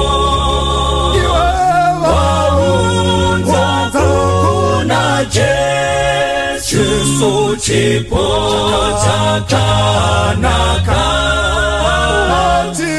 Itandako pamoyo pamakumbo ako. Achema atitezi ndimi mulemutsa. Tora zvese ndinazo nemoyo wechiwi. Jesu akapindura chikuru chipo chako. Kupinda zvimwe zvese zvaunza kuneni. Waunza kuna Jesu chipo chakanaka. Itandako pamoyo pamakumbo ako. Waunza kuna Jesu chipo chakanaka. Itandako pamoyo pamakumbo ako. Itandako pamoyo pamakumbo ako. Itandako pamoyo pamakumbo ako.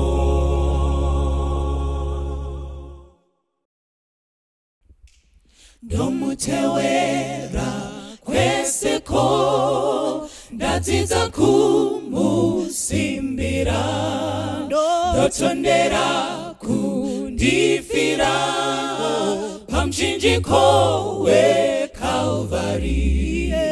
Jesu anditungamira murwendo rwese nguva dzese. Ari shamwari yeidi ndinotondera Kalvari. Ndofarira mtemo wake ndoda anditungamire. Rudo rwake rwakanaka rwaereswa paKalvari. Jesu anditungamira rwendo rwese nguva dzese. Ari shamwari yeidi ndinotondera Kalvari. Ndinofamba ndisingatyi ndofara naKristu pedyo. Ndosimbira ndichaona shamwari Mwari. Jesu anditungamira rwendo rwesengu atese ari Shambare yeidi ndinotondera Calvary. Jesu anditungamira rwendo rwesengu atese ari Shambare yeidi ndinotondera Calvary.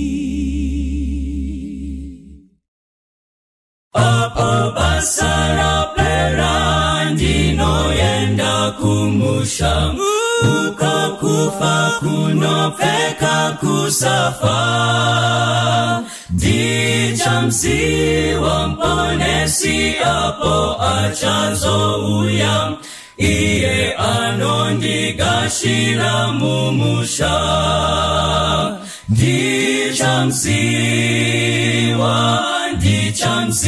ndichamziwa apo ndichazomira naye ndichamziwa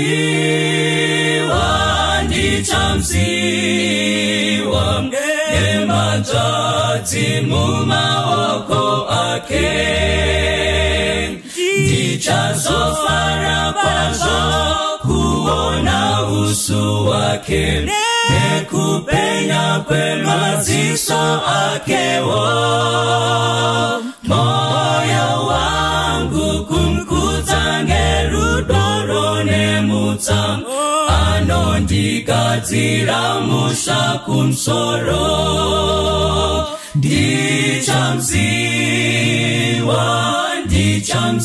ndichamziwa apo ndichazomira naye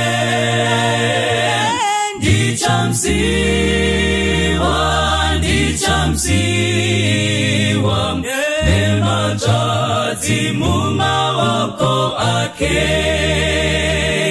ndinotondera awa warikanwi wakafa kuti ngerufu tapatsana nawo apo Jesu auya nawo tichasangana asi ndichatanga kuona Jesu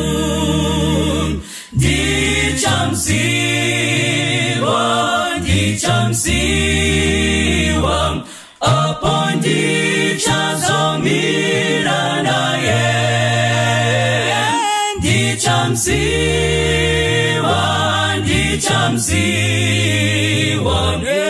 nematati mumaoko ake achanditungamira kupinda mazambara apo tisingazowine urambo ndichaimba neweserioro rwekufara asi ndichatanga kuona Jesu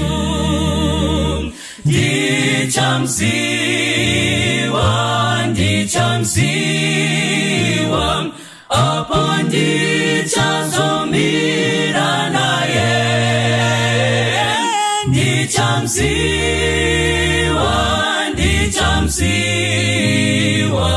nematati mumaoko ake ndichamziwa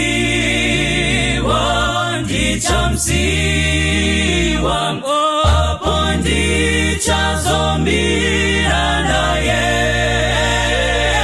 ndichamziwa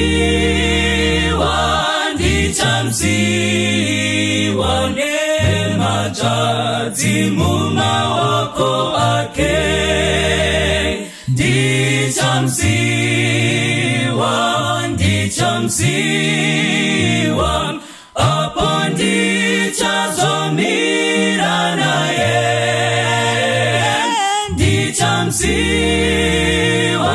ndichamziwa nematati mumaoko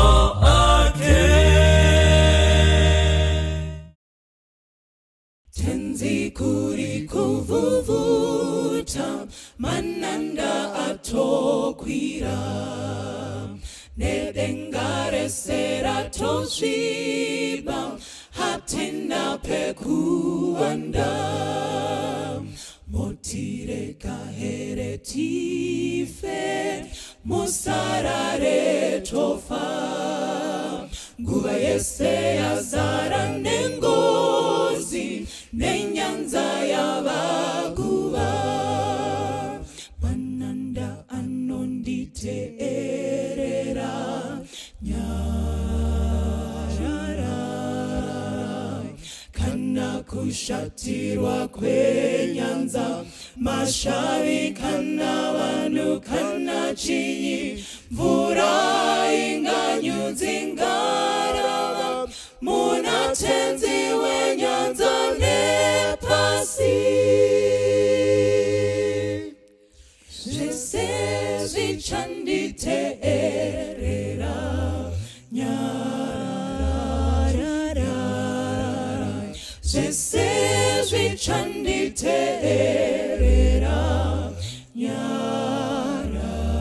nyararani tenzi nemweya unorwadza ndokotama kunemi moyo wangu unotambura mukamundiponese omananda echitema oda kundinyudza ndakufa tenzi wangu kasika ndiponese mananda anonditeerera nyarara kana kushatirwa kwenyanza mashavi kana vanhu kana chinyi mvura inganyudzingarava munatenzi wenyanza nepasi zvese zvichanditeerera nyarara zvese zvichanditeerera nyararani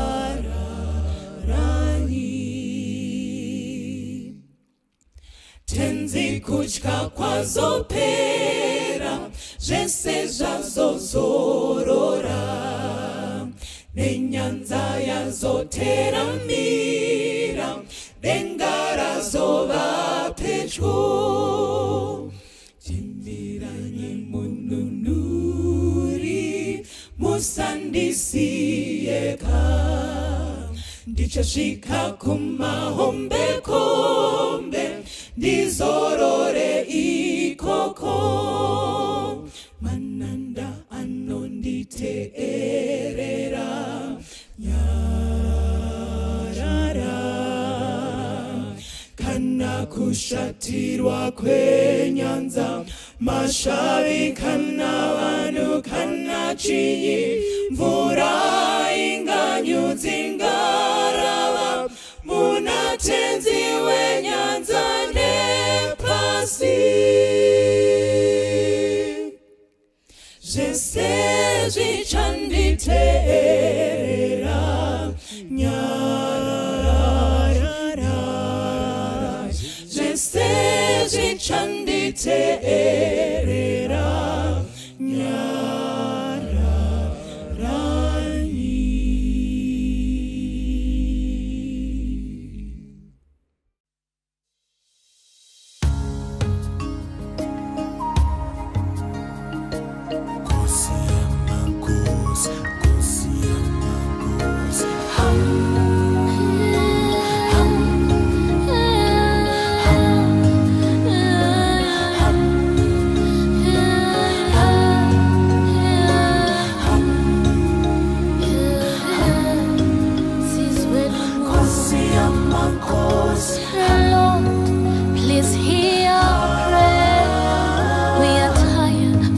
Of all these pains